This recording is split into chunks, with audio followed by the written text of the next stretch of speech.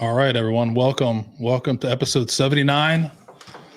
We've started off everybody with a bio now. I think you're like the fifth or sixth guy to get a bio. So yeah, brought to you by Chat GPT, by the way. That's one of the guys were asked when I was using, but I've been using this for Chat GPT. So I got to thank him to make it easy. But today's guest is a Marine Corps veteran whose journey has taken him from working on elite military working dogs on the battlefield to defending networks and systems in the cyber world and building community through the sport of hockey.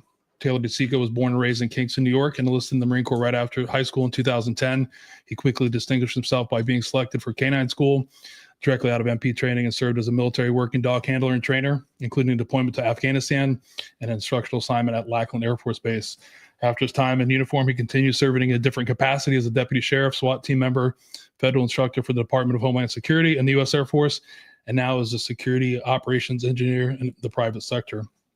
But Taylor's story doesn't end there. He's also the president and co-founder of Columbus Warrior Hockey, a nonprofit organization dedicated to supporting veterans through community mental health support and the healing power of hockey. He's a husband and father of two, and someone continues to live a life of service, both in and out of the uniform. Please join me in welcoming Taylor DeCicco. No, I had him do that because we were having a joke about how he's pronounced it wrong, but welcome.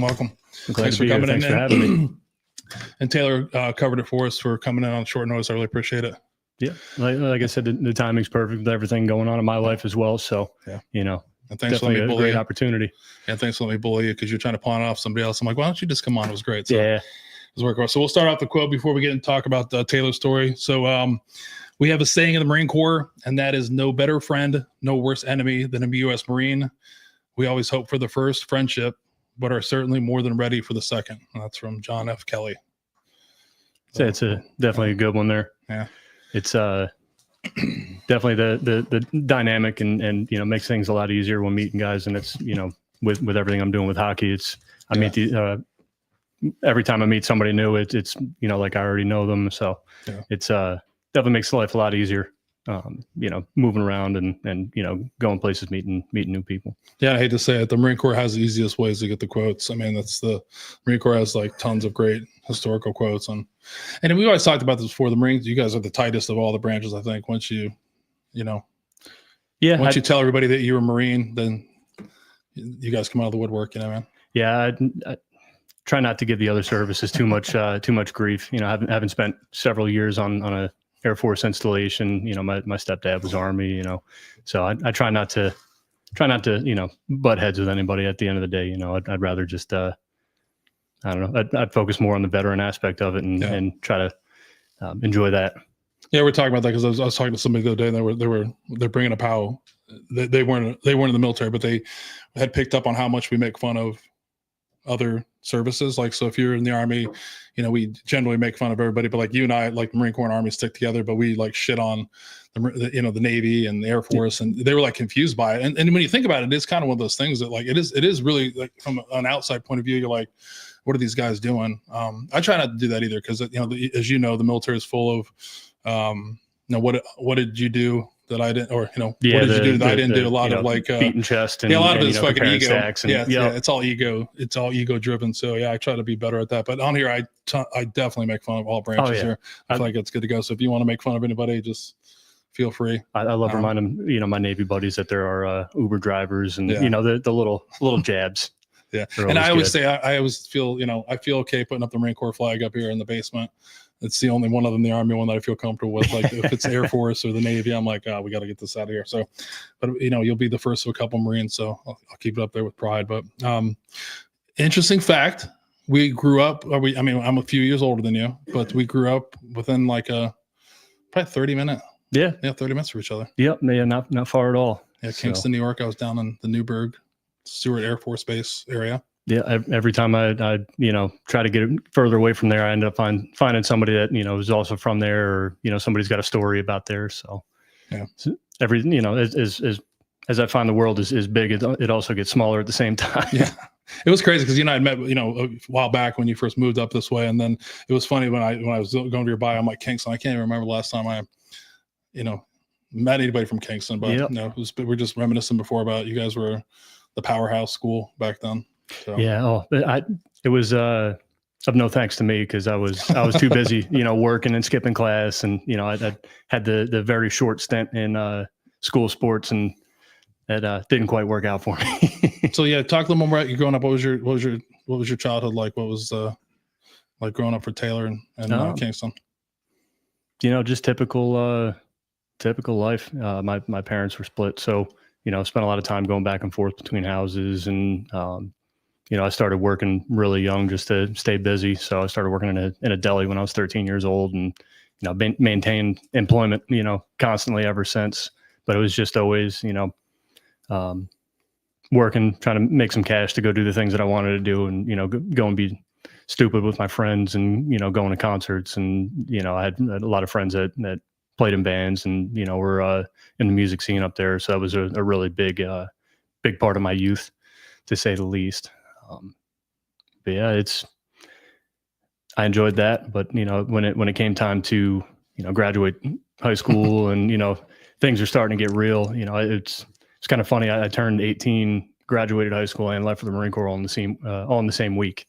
So it was a pretty big culture shock, to say the least, whenever I did get out of there. So you turned 18, and then all in the same week? Yep, all in the same week. So it was like, hey, this is great, I'm having fun, and next thing you know, I'm on a bus, going to Paris Island, and being like, what the fuck did I get myself into? Yep. Yeah. Yep. So let's talk a little bit more about that. Like growing up, anybody else in your family in the military?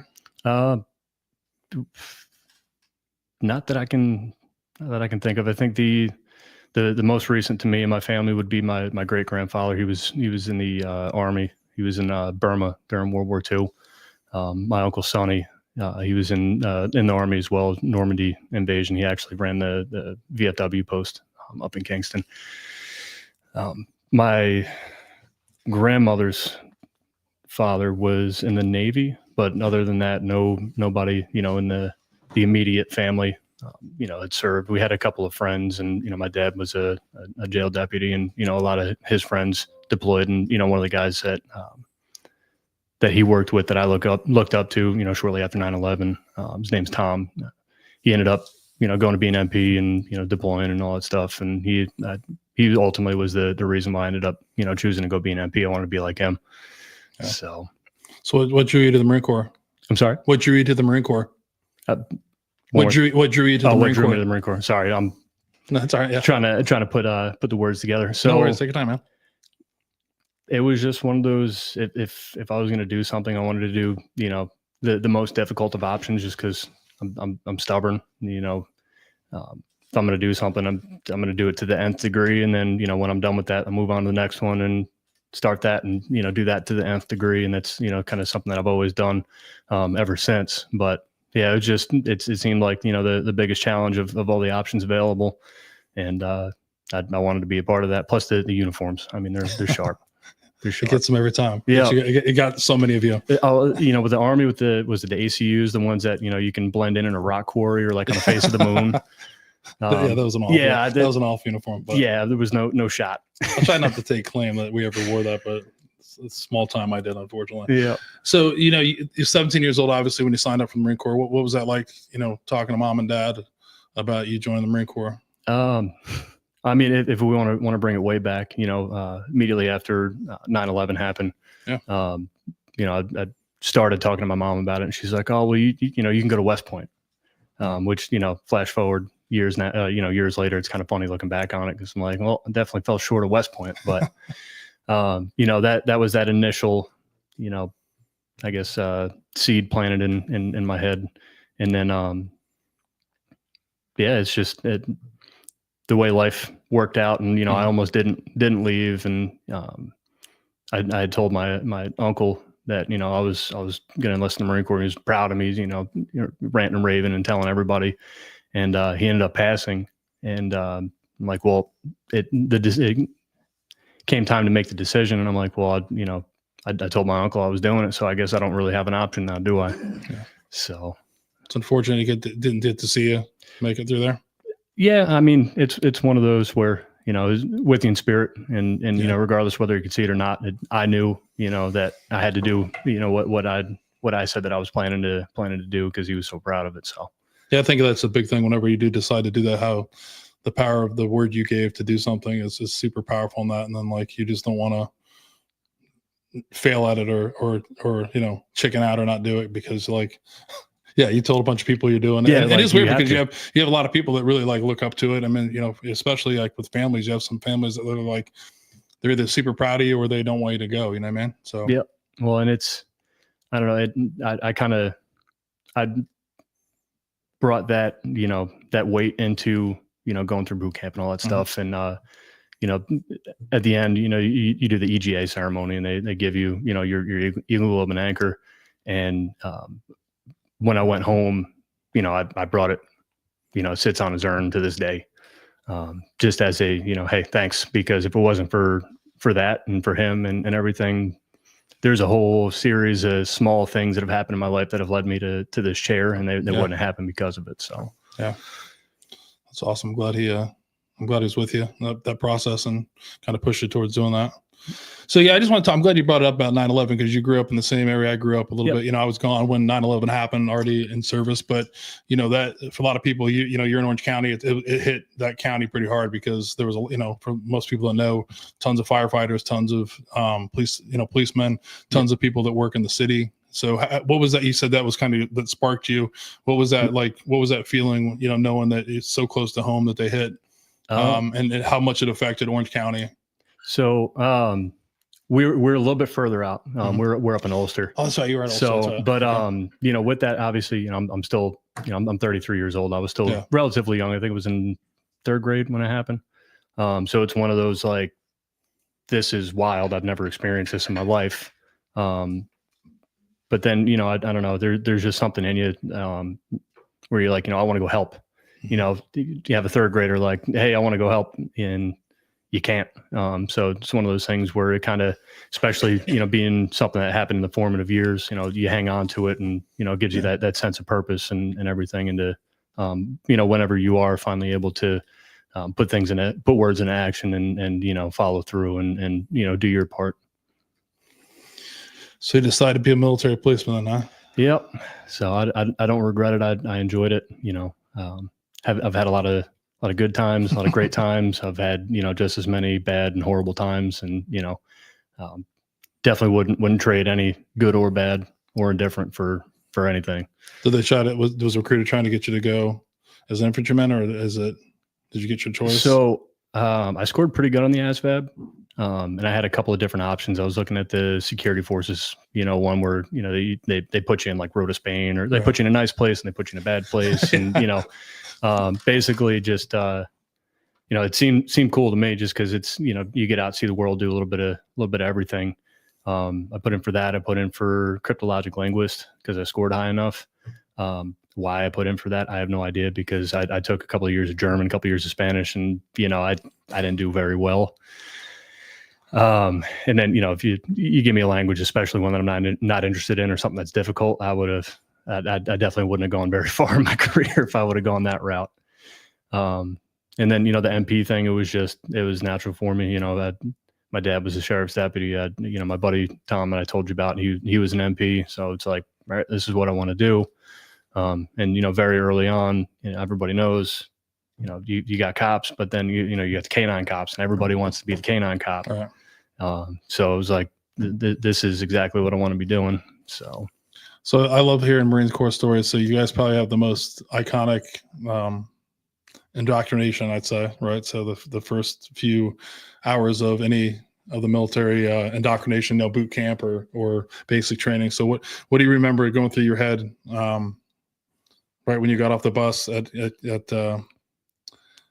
Paris Island, and reality hit you that I'm now here, about to become a Marine, or try to become a Marine? I mean, kind of look at it. It's how I approach the majority of my problems now. It's one of those where it's like, you have kind of take that second to take everything in, and you just go, language an issue.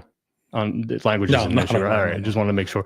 But you're just like, oh shit, like what did I do? And then you just like, all right, well, I'm already here. Like the toothpaste is out the tube, man. There's no going back. So I guess, head down and just keep your feet moving. Yeah, that's one of the things that people don't realize is when you do that, there is no going back. You've already, it's not like you can say, hey, I don't want to do this. It's not like you showed up somewhere, you're kind of locked in. So yeah, it's a big deal. So So how was boot camp for you? I mean, it was great. Easiest time of my life, man. I didn't have to worry about anything. You know, my meals were prepared. You know, I knew where I had to be when I had to be there, what time I was waking up. It was just one of those. I kind of just on autopilot and, you know, embracing the suck and, you know, just getting through it.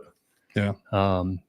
You know, made a couple of friends and, you know, ironically enough, and, you know, I kind of hinted at it in that bio there, but, you know, go through everything and, you know, you make a lot of friends, meet a lot of people from everywhere. And, you know, you know, back to the small world thing, one of the guys in my platoon grew up with my wife, and, you know, she happened to go to my boot camp graduation 5 years before I actually met her, on pure happenstance on the complete opposite side of the country. It was wild, but, yeah, it was great. It was, you know, obviously it wasn't fun. You know, there's a lot of bad experiences with, sunscreen and sand and, you know, but outside of that, I mean, it's just one of those, as long as you keep pressing, do what you're told. I mean, it was all right. I think you're one of the few people to set it that way, but yeah, when everything is figured out for you, you know, when you're going to eat, there's no really thinking, it's just doing, I guess. It's like, you know, learning, you know, there's learning, there's thinking, but I guess it's just, yeah, you're right. Everything is, you know, your day is planned out for you. And there's a part of that. I mean, it's great. I think a lot of people that you know, that struggle with, you know, I loved it. I always have a lot of structure. So being, you know, when I went to military school, it was great. You're like told like, this is great. You know, everything's figured out. You know, I can't, you know, in idle time, I can't get myself in trouble. You know what I mean? So you're the first person that put it that, you know, there's some comfort in that for a lot of people. Yeah. You know? No, I mean, and you know, life was a little chaotic for me, and I didn't really, wasn't really accepting of structure, you know, before that. But, you know, when it's your first foray into being an adult, you don't know how to be an adult. You know, this doesn't bother me at all, because like I'm at the end of the day, I don't know any different, you know. So it's just like, all right, well, time to just ride the wave, man, and just get through it. And so what do you think was the driving force for you not adopting structure before you went to the Marine Corps? What was going on with that? I don't know. I was just really big on doing my own thing. Like I said, I started working, you know, before it was even legal to be working. It was one of those where I just like, I want to do what I want to do. And, you know, not that, you know, I was getting into anything crazy or, you know, do anything dumb, but it's like, you know, part of working early is, you know, hey, Dad, I want to go do this. Nah, get a job. Okay. I went and got a job, and now I'm like, I don't have to ask anybody for money. Like I do whatever I want. Like if I want to, you know, spend the week working, you know, flipping burgers or, you know, sorting CDs and DVDs and, you know, all the various odds and ends jobs that I did. If I do that and I decide that I want to just, you know, blow $150 on something stupid because it was funny, like that's, you know, I got to do what I wanted. And, you know, with that, you know, when you're young, you always think that you're right. And, mom and dad don't know anything. And, you know, one of my favorite pastimes now is calling my parents up and be like, hey, by the way, you were right. When you get off the phone, your dad is like, it starts crying. You don't see him like a tear of like, it's maybe taking a check mark on there saying like, I can't believe Taylor told me I'm right. That's the 5th time, you know. I'm waiting for those days yet. See, mine's still, they're coming. They're not there yet. They're coming. It's only a matter of time, because I think my dad stopped counting. He's just, you know, I've turned into him as I've gotten older, and, you know, I'm navigating the life as a parent and trying to do things right. And in that, you know, comes the new perspective. And, you know, with any new perspective, I like to apply it retroactively and, you know, think, you know, is there anything that I could have done better, or, you know, any situations that could have been handled differently? Because obviously, like, especially as a parent, you know, I want to give my kids the best example to follow, right? You know, so from, you know, just being a good person, or, you know, acknowledging when you're right or wrong, you know, is a really big thing. So it's funny bringing perspective, because my one son, that's all he's been here for the past couple of weeks, is my use of perspective, because he's, you know, we're having discussions on that. And, you know, I know for myself, I wasn't always looking at, you know, keeping in perspective what was going on. You know, a lot of like, it was always looking to the future or, you know, stuck in the past. But yeah, how you have your perspective, I think, changes everything. You know what I mean? And that's a great thing to be able to, like, right now, it's, you know, I wish at 52, I wish I had the same ability to look and, you know, have perspective back then when I was, like I said, just going, you know, I mean, thinking, you know, some flawed thinking or whatever, but I've been beating my one son up with perspective. That's why I love doing this podcast. You know, that's funny you bring that up. So yeah, perspective, Nate. It's all about perspective. well, and you know, that's life, man. You know, is you know, learning, growing, you know, applying perspective, and you know, just having fun while you're here, I guess. Yeah, see, I know I'm in the fuck you dad stage, which is all right. I'm okay with that. Yeah. You know what I mean? Yeah, I'm perfectly fine with that. You know what I mean? They're off, you know, that's fine. 2 of them are gone. So it's been a big move since the last podcast. So I only have 1 kid around. So I keep telling them never to leave me, but I'm joking now, but no, I'm kidding. But no, it's a different log, but I know that's a whole thing of like, you know, nowadays I know that like I knew it too, because I knew exactly what I was thinking when I was, you know, 25 and 23 years old and 20. Like if my dad told me something I was like, yeah, fuck you, dad. Yeah, I don't believe you. I don't, you know, what do you know? What do you know about what I'm going through? You know, man. Yeah, you've never lived on this earth, right? And, you know, experienced similar things. You have no idea what it's like to do this. Yeah, but yeah, it's wild, man. So I just want to throw him one more perspective, Nate, in case he's listening to my son. So, look, cool. Before we get any more deep here, we have to have a conversation first about being from New York, being from, you know, you're just a little bit north of I am, like Yankees or Mets. Oh, Yankees all day. Okay. I mean, I had to get that one tattooed on me. I was born without an option. I had to wait because I don't want to know it before, because if you told me Mets fan, I'd be like, oh man, maybe we got this filled. The podcast got filled. You might not be able to come. So football, Giants too, right? So honestly, I haven't followed football in years. Okay. I was a Steelers fan. Spent a lot of time in Weirton, West Virginia, and Pittsburgh growing up. They were my city for everything but baseball. So no Rangers affiliation, no big Rangers. No, honestly, if I had to pick a New York team, I feel like I'd have to go with Buffalo. Okay, I get that. I feel like I have to go with Buffalo. I don't, you know, and I don't know why. I think it's just because I don't like the thought of trying to go to MSG. Just doesn't. Well, I just think I don't know if it's even like when I was growing up, I don't know if we acknowledge Buffalo's even being in New York, which is kind of funny because not in the Hudson Valley. Because the Meadowlands wasn't even in New York, and we were rooting for, you know. But that is interesting. Like the only time I was big on rooting against the Bills because my girlfriend in high school, her dad was a huge Bills fan, so I thought that would be fun to root against them. You know, so the famous, you know, missing kicks and all that kind of stuff. Just great memories. But yeah, now everybody, I would agree with that. A lot of people now do. There's a lot of huge Bills fans now, which is kind of funny because nobody was really a Bills fan, but now that they're good. I just realized we were talking about football. I was thinking hockey. Yeah. But yeah, no, as far as the Bills Mafia stuff, those fans are something. I actually just saw a video. This guy's got his newborn, you know, baby, and he's got this mini table. He's like, all right, you know, newest member of the Bills Mafia, and he like puts the kid through the table. But I feel like there was like 30 years when nobody was rooting for the Bills, but that's okay. I'll give it to them. But it's all right. It's okay. But it is one of the teams that, like, well, I feel like in Orange County, nobody talked about the Bills. So. I mean, I feel like it's kind of like being a Blue Jackets fan. You know, the Bills were never really, you know, contenders, at least, you know, from my memory. I could be wrong. Like I said, I'm not a football guy, but yeah, I kind of like to shit on Ohio sports, but I did go full blown into trying to be a Blue Jackets fan. Dude. And I was hardcore, and then I was just like, this team I just can't do it. You know what I mean? It's, you know, I was excited when they had Tortorella. I thought it was going to be Torts is great. Yeah, but then I thought, you know, then it just went down the tube. So I will say it was a little difficult. Our first season as season ticket holders. It's just like every time we went, like they were losing, and I'm like, you know, every time we brought the kids, they lost. And I'm like, I just want them to see the confetti, you know, and have fun. And, you know, every time we brought them. So I'm like, do I have to stop bringing the kids to the games to get them to start winning? But no, they're, you know, especially this past year, they've really been doing great. The organization as a whole is incredible. I've actually had the opportunity to do a lot of things with the Blue Jackets in the time that I've lived here, more than I would expect to do with a professional sports organization, you know, in a lifetime. Yeah, and it's a great venue too, though. If no one's ever known, I think it's one of the.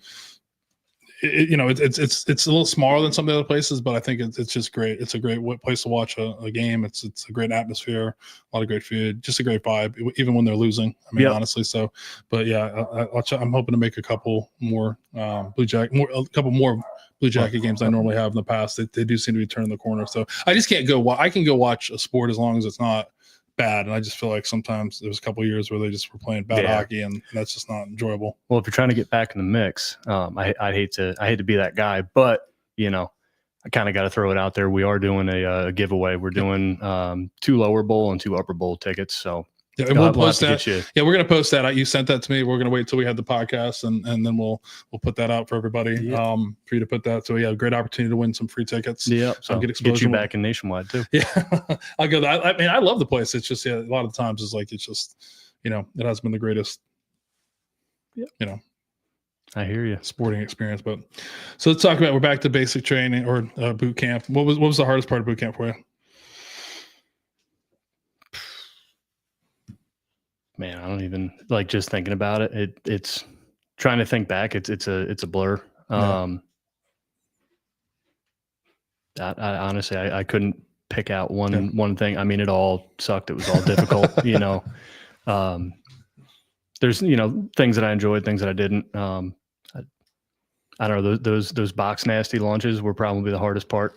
I had a one of the things that sticks with me. The first time I ever had a pear in my life.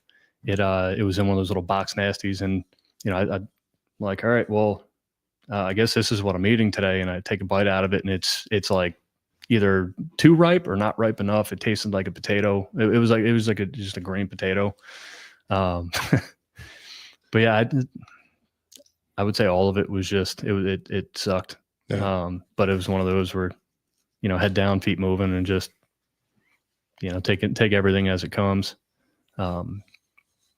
At the conclusion of it, looking back, there's a lot of hurdles and a lot of difficult, things. But at the end of the day, it's never a question of if it's a matter of like, all right, well, it's a matter of when this will be over, not if. Exactly. So, I wish I had a better answer. No, it's a good answer. No, it's honest answer. Is there any part of it that when you knew like you'd made the right decision to join the Marine Corps, like during boot camp, it was like, this is what. I'm glad I did this, because there's a lot of that adversity going on, and you're probably nobody's been there, but you're like, oh God, what did I get myself into? But do you remember the point where you're just like, yeah, this is exactly what I had hoped for? So I would say after the Crucible, that morning after when they do the EGA ceremony, and getting that just tangible, I don't know, it's. That tangible piece of achievement, mm-hmm. It's just a piece of metal, a chunk of metal in your hand. But at the end of the day, it's like, yeah, this at this point, it's been worth it. Mm-hmm. And at this point, I've achieved what I've set out to. Obviously, there's still more to go, but that was definitely that moment. And it's one of those that you definitely get emotional over. Especially in the moment, because it's like you've been broke off for the last, however many hours, I forget how many, I think it was like 2 days or something like that, day and a half. But yeah, that was the moment where I'm like, yep, this is it. And that's the point where you guys can actually start referring to as Marines at that point. Yeah, that's when you get that other name tape there. Yeah, exactly. So that's a big deal for you. And if you've never seen that, like, you can look online. That's a pretty emotional thing when you watch that going on. Yep. And it's great to see some of the toughest human beings out there have been through, cry like babies. Yeah, everybody's Absolutely. Crying. It's awesome. I love seeing when the true emotions come out, but yeah, it's a big thing where you can achieve that, where because it's something, you strive for, like, as much as you say you want it, but there's a bunch of adversity, like you said, no matter what. But yeah, when that, when you're kind of like acknowledged by other people, it's kind of a big deal. Like, you're finally Marine, they're. Yep. You let out that sigh of relief, like, all right, we're good, Yeah, that was definitely the moment. So school, where do you guys head for school for military police? Fort Leonard Wood, okay. Missouri. So you go to the MPs where? Yeah, good old Army base. Okay. So what's that like, heading to training with the Army after?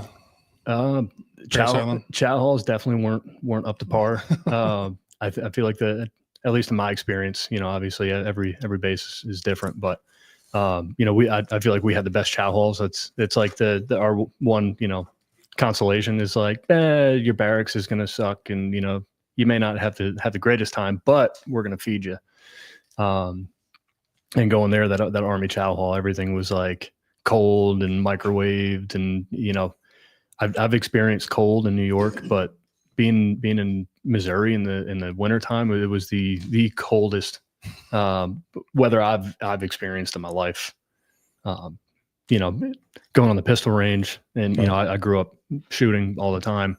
Hands are shaking, and the M9 is practically an icicle, and it's definitely took some getting used to being out there, but it was another one of those that you spend a lot of time waiting to get into training because they're just pushing people through. But I met a lot of great friends.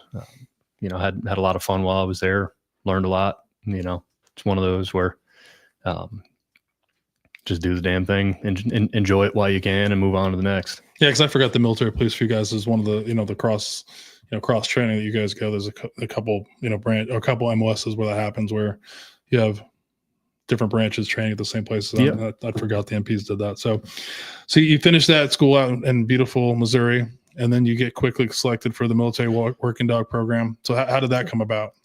So while I was waiting on training, there was a staff sergeant there that I want to say was former K9, and I was, as soon as I found out about it, because the squeaky wheel gets the grease, so I was like, well, I want to be K9. If there's a possibility for that to show up, like I want them to know from the jump, like, oh yeah, he asked about it, so I was very proactive about, chasing that opportunity even before, starting training. And I was told it doesn't happen very often that they pull people directly out of MP school. And this is going to be the first of probably several things that we talk about tonight, where it's just right place, right time. Yeah. But go through and so before the selection. So what drew you to it? Like why did you want to get involved in the K9 program or military working dog program? Just growing up around law enforcement, the cop that gets out with the dogs is just cool as hell, man. So it's one of those where, plus, at the end of the day, if you're a dog handler, like you may have some sketchy spots that you show up to, but at least, you got your dog with you. Sure. And it was just one of those, we had one dog for a very short amount of time when I was growing up, and it was an opportunity to do something a little bit different and, go take what I was doing a step further. Cause I didn't want to just be a straight leg MP for forever. I wanted to get into some specialty, whether it be, the SRT or, K9 or something. But that was my main focus. Because growing up, they think they still do it. The baseball cards for like the law enforcement dogs. I used to get those all the time, and I ate that up. So, when I was like, all right, well, I'm going to be an MP and we have dogs, dude, sign me up. I want to do it. So you talked about right place, right time. So you obviously get selected for the program. What's that like, knowing like, holy cow, this doesn't happen very often, but my dreams are coming true? What are you thinking at that point? In the moment, definitely young. The perspective, then versus now, it was one of those where I was excited.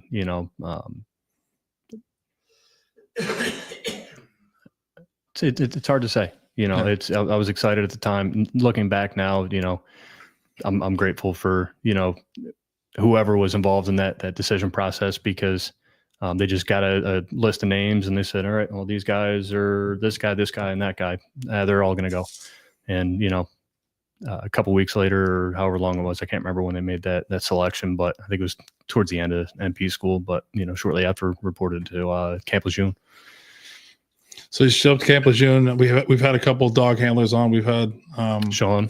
We've had Sean on. We've had another Vietnam veteran who was a scout dog. It's one of the many years before you doing it. But like, so you show up there. Like, is there an opportunity where you to pick your dog? They pick you. How does that work out at that point? Because we've heard some good stories about that. I think these are great stories. So how does that work when you show up to Lejeune and you're in the program? So I showed up, and there's a little bit of delay because you got to wait for your school seat. So I showed up and basically just got to do what the corporals say to do, and minding my business, doing what I have to do to get through the workday and bide my time until I get to school. So the dog selection didn't happen before I left. Do have the selection, it was kind of funny. I went to K9 school and then came back to Lejeune, and I've just gotten back, and my unit was constantly, pushing guys out on deployment, and the couple of the guys got back shortly before, I got back from canine school, and they're all just, there's a bunch of boots walking around the kennels, and they're fresh off of deployment, so they're having fun. But the sergeant that I had me get up on the table, and like on the table in the smoke pit, and like start introducing myself, and because you got to be uncomfortable, or you have to be comfortable, making yourself look like an idiot, if you're working dogs and all that stuff.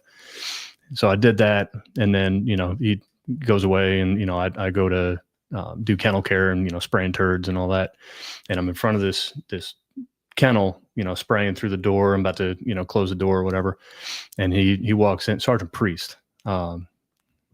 That guy's awesome, but he walks in. He's like, you don't rate to spray turds in the kennels and this, that, and the third. And then he walks away. I'm like, I'm a handler. Like I just got back from canine school. He's like, all right, hang on. He walks away. He comes back, and I'm spraying, and it's this like 100-pound all black German Shepherd named Igor. And he's like, you scared of that dog? And apparently he had, bitten a few people. He's like, you scared of that dog? I was like, no, Sergeant, like I'm good. He's like, cool. I'm going to get you that dog today. And I had him for the entirety of my time at Lejeune. So how did that introduction go after he was yours? What was how did the dog break you in? I would say is probably the better way to put it. We, I definitely minded my P's and Q's, because he tagged a couple of people. I've been working with him here and there, doing basic obedience, and going out to the OB yard, and hanging out a little bit. And as short time progressed, I had one of my corporals at the time out there with me. He's like walking me through doing different things, and we're actually getting some training done. And Igor didn't listen, and I needed to perform a certain corrective action. And when I walked up, went to go walk towards him to take care of that corrective action, my posture was not what it should have been. And he was like, all right, cool, gotcha. Pop, pop, pop. Bites me a couple times, gets me in the arm. That was the day I was like, all right, well, cool. Now we have to respect each other here. Like at the end of the day, I'll win because I have thumbs and you don't. Right. However, like them teeth hurt, man. Yeah. So it's a big thing. I mean, we've had a couple of guys on I've seen around there. I think, you talk about the ultimate level of responsibility and trust, right? So I think it's powerful amongst, obviously amongst, fellow soldiers, fellow Marines, but can you talk about that relationship with him, with that dog? Like, because there is a lot of responsibility as a handler. You're responsible for, each other's life, but it's a little bit different, right? I mean, and I feel like it could be a little bit harder to have to, the responsibility and earn the trust of that dog, especially considering what, you're going to ask it to do and things like that. So what was that? Yeah. When did it like click to you? Like, holy crap, this is a lot more than just, being the guy who has the cool dog. Like, when did that like level of responsibility hit you that this is a big deal? So I will say, at the time, I'm 19 years old, mm-hmm. And that it's not really one of those things that, I really thought about at the time. And, in hindsight, a lot of the things that I was doing, I was not prepared to be doing. I should not have been doing, 19. Welcome to the United States Marine Corps. Yeah. Right? And it's, so it's one of those where it's like, as much as I want to say, it clicked, when we're stateside and training, because we didn't work the road. We were always just constantly training to deploy and stuff. It doesn't really hit you, when you're just training, especially when you're young. You don't, it's one of those where you take it very seriously because that there's repercussions, but I don't think it really hit me until I deployed. And I'm just like, all right, well, this is wild. Like at this point, I trust my dog. We have a great relationship and stuff, but now is the trial of faith here and in the dog. And it's one of those where dog had a great nose, but it's one of those where I'm like, all right, well, maybe I don't, I trust but verify, and you kind of start to second guess a little bit, and when you realize the stakes that are involved there. Had he deployed before? So he had deployed 3 times before me. So he had 2 deployments to Iraq and 1 to Afghanistan before, he came to me. So he had already, been there, done that, got the t-shirt, he was, just making his way through. Did he seem like he was that used to it or it was he still nervous about it, or did he kind of understand what he had he had some issues, that we worked through and stuff like that. Ultimately at the end of the day, I told you it was a short tour for me. It was already short, but we did our couple of ops, and I kind of got to do just enough to be like, all right, yeah, well, I got to do that in life, but I really didn't get to do all that much as far as working the dog in a environment like that, because it was a 105-pound all black German Shepherd in the southern Afghanistan, and he ended up throwing a false response because he was shade hunting, and after that he wasn't wanting to work anymore. He just checked out, and that was the end of my operational time. So what was that like seeing that happen to him, though? I mean, you have your part. I mean, you obviously, you guys have been trained to do this. It's what you want to do, but then to see, I would consider I would think you consider him a Marine as well, to see him have this trouble. Like, what was that like to see him being like, okay, I just can't do this anymore? I mean, it's at first, it's definitely frustration, because it's like, dude, like we've done all of this, training. We've done all of these things. We've put the checks in, 30 different boxes. We've done great, in the pre-checks, certain, validations and all of that. And, now you waited until we got all the way here to decide that you don't want to work anymore. So, initially it's frustration, but, at the end of the day,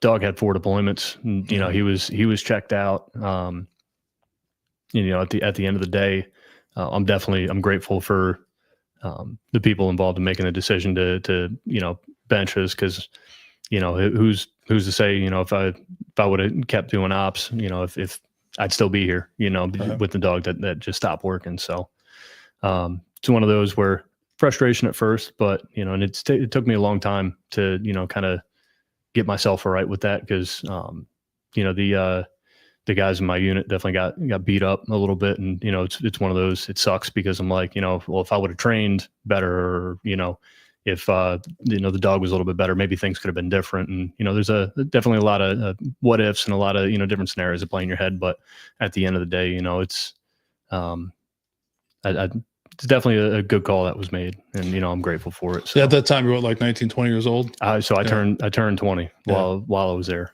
Yeah. So I think anybody's listening, I think it's important to be like, because I feel like now, if I were to ask you now, like, if looking back, you probably have a lot more compassion for him now, understanding what went through. And, when do you think the what if stage, when did that leave you? It took years, man. Yeah. It took probably like 2 years ago, maybe.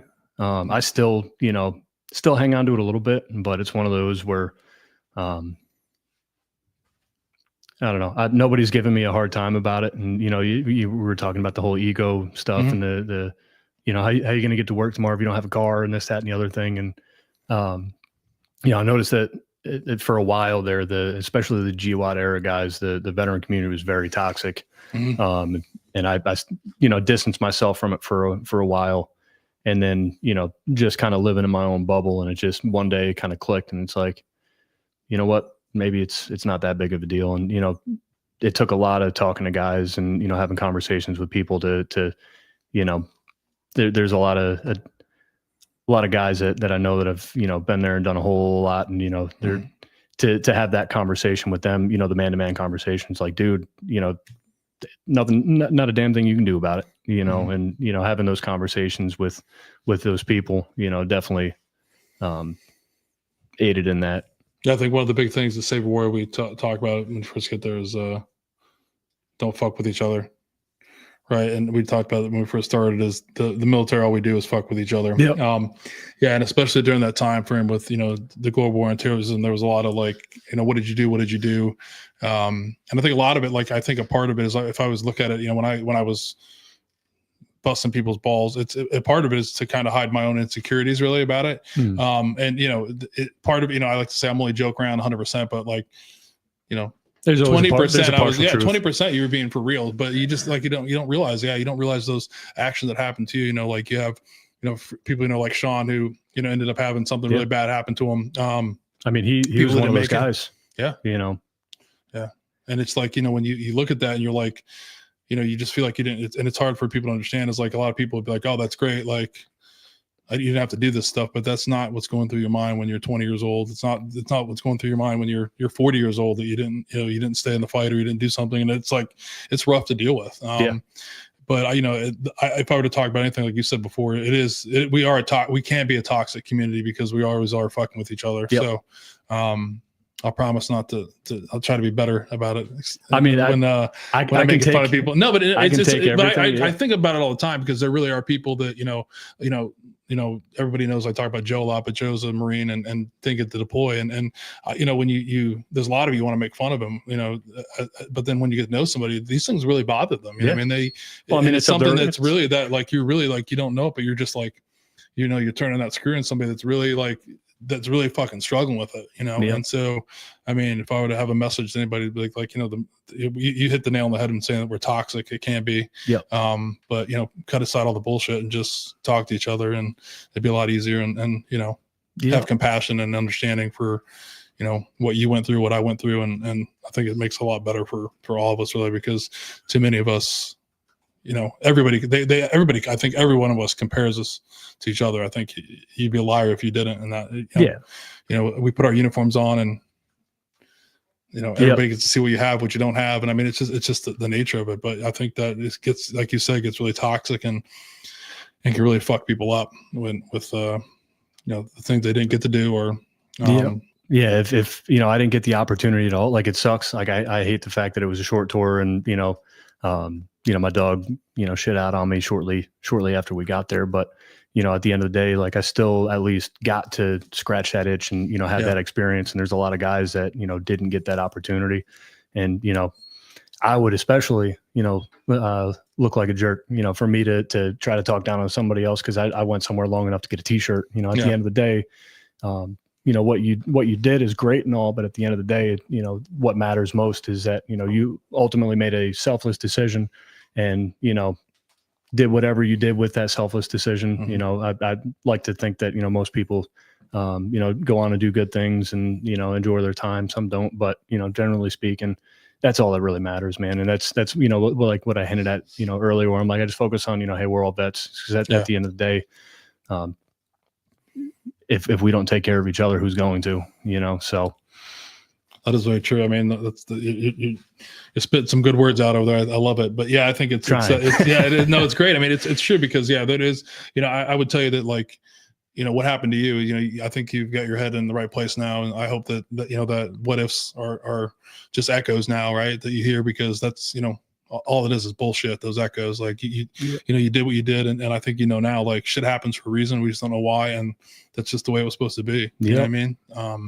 Because if it had gone the wrong way, I mean, who knows? I mean, we might not be talking right now. You know what I mean? So yeah, I hope that like I said, those echoes get, quieter and quieter as you go along. And I don't think anybody, and the thing about fucking with each other is I think the interesting thing about it is I don't think really anybody is judging you. Like in true reality, but the feeling you really feel like these guys are really like, they really mean it. And I mean, there may be some people who do, but for the most part, it isn't. It's just like, that nature of just, it's hard to explain if you've never been part of it. You know what I mean? Yeah, there's definitely a difference between like the playful banter and then just beating somebody down. Like, I'm all about jokes. Excuse me.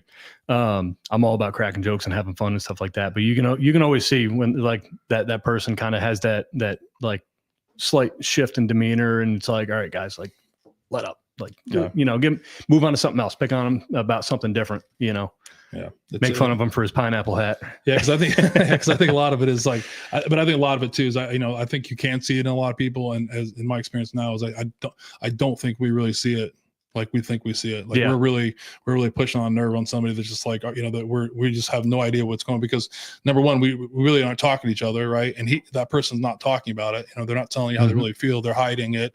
They're you know, there's tons of shame or you know, whatever. And it's just, you know, I think it's easier for the ones you see that you can move on to making, you know, to move on, but it's the ones that we don't, that you're just pushing on some button like, holy shit, like, you know, it's something we got to stop doing, because you're right, we do it to ourselves a little bit, you know what I mean? Well, and then, you know, you're also doing your part, making a difference and showing people, you know, hey, like, it's okay to talk about these things. And, you know, again, you know, we're going back to perspective, you know, hearing somebody have conversations like we are, maybe that could be, you know, what makes it click for somebody, and, you know, potentially makes a difference. So, you know, definitely got to say thank you for, you know, doing this stuff. And, you know, you're definitely making a difference. And, you know, I think that's something that, you know, one area that can definitely get mended, you know, just by doing what you're doing here. So. I appreciate that. And trust me, I wasn't doing it for 50 years. So I got a lot of time to make up for it.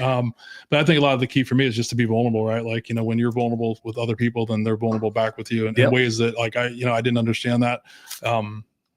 You know, a couple of years ago, and I've come to understand a little bit more here in the past month with some things that have happened to me. And it's just like, yeah, when you're vulnerable, it's amazing what you can find out for people. You really can find out what's really going on in people's mind, instead of, like, you know, the nature of what we like. I like to, like, everybody that knows me, they're like, these guys are probably laughing. I like to bust everybody's chops, even myself, you know what I mean? But yeah, sometimes I find myself like, holy cow, what am I doing? You know what I mean? So I'm gonna work on that myself. I can't say I'm not going to make any jokes about the Navy or the Air Force when they come on here, but I'll try. I promise. I mean, Air Force is technically Army. They came from the Army, so I don't know if I'm going to. You beating up on the Air Force is no different than me beating up on the Navy. You know? No, yeah, but but when I say I beat up on that, like, I'm like, I love this conversation because I'll make a joke about it, but I really have never, I never found myself ever, like, if someone told me that they did not deploy, I wasn't that guy that was like, hey, you know, that's, you know, like, what were you doing? I mean, that's typically on the internet. It's like, there's people that you're just like, man, what are you doing? Like, I you know, I was the guy that, like, if you, depending who you deployed with, like, that kind of stuff, just, you know, stuff like that. But, like, when you look back at, like I said before, I really at the time was like, hey, this is what we do, which it's one of the things that's, like, it starts fucking early in the military. You start busting each other's balls. I mean, just think about that. Like, every time like, it's the first time you can, like, actually talk to, you know, your peers, you just start, you know, you start stacking each other, you know what I mean? You start, you know, judging everybody, putting yourself here, you know, making fun of them to make yourself feel better or to look good. Yeah. And it just continues to go. It's also, you know, just a side effect of youth, realistically. I think what it also boils down to, because, you know,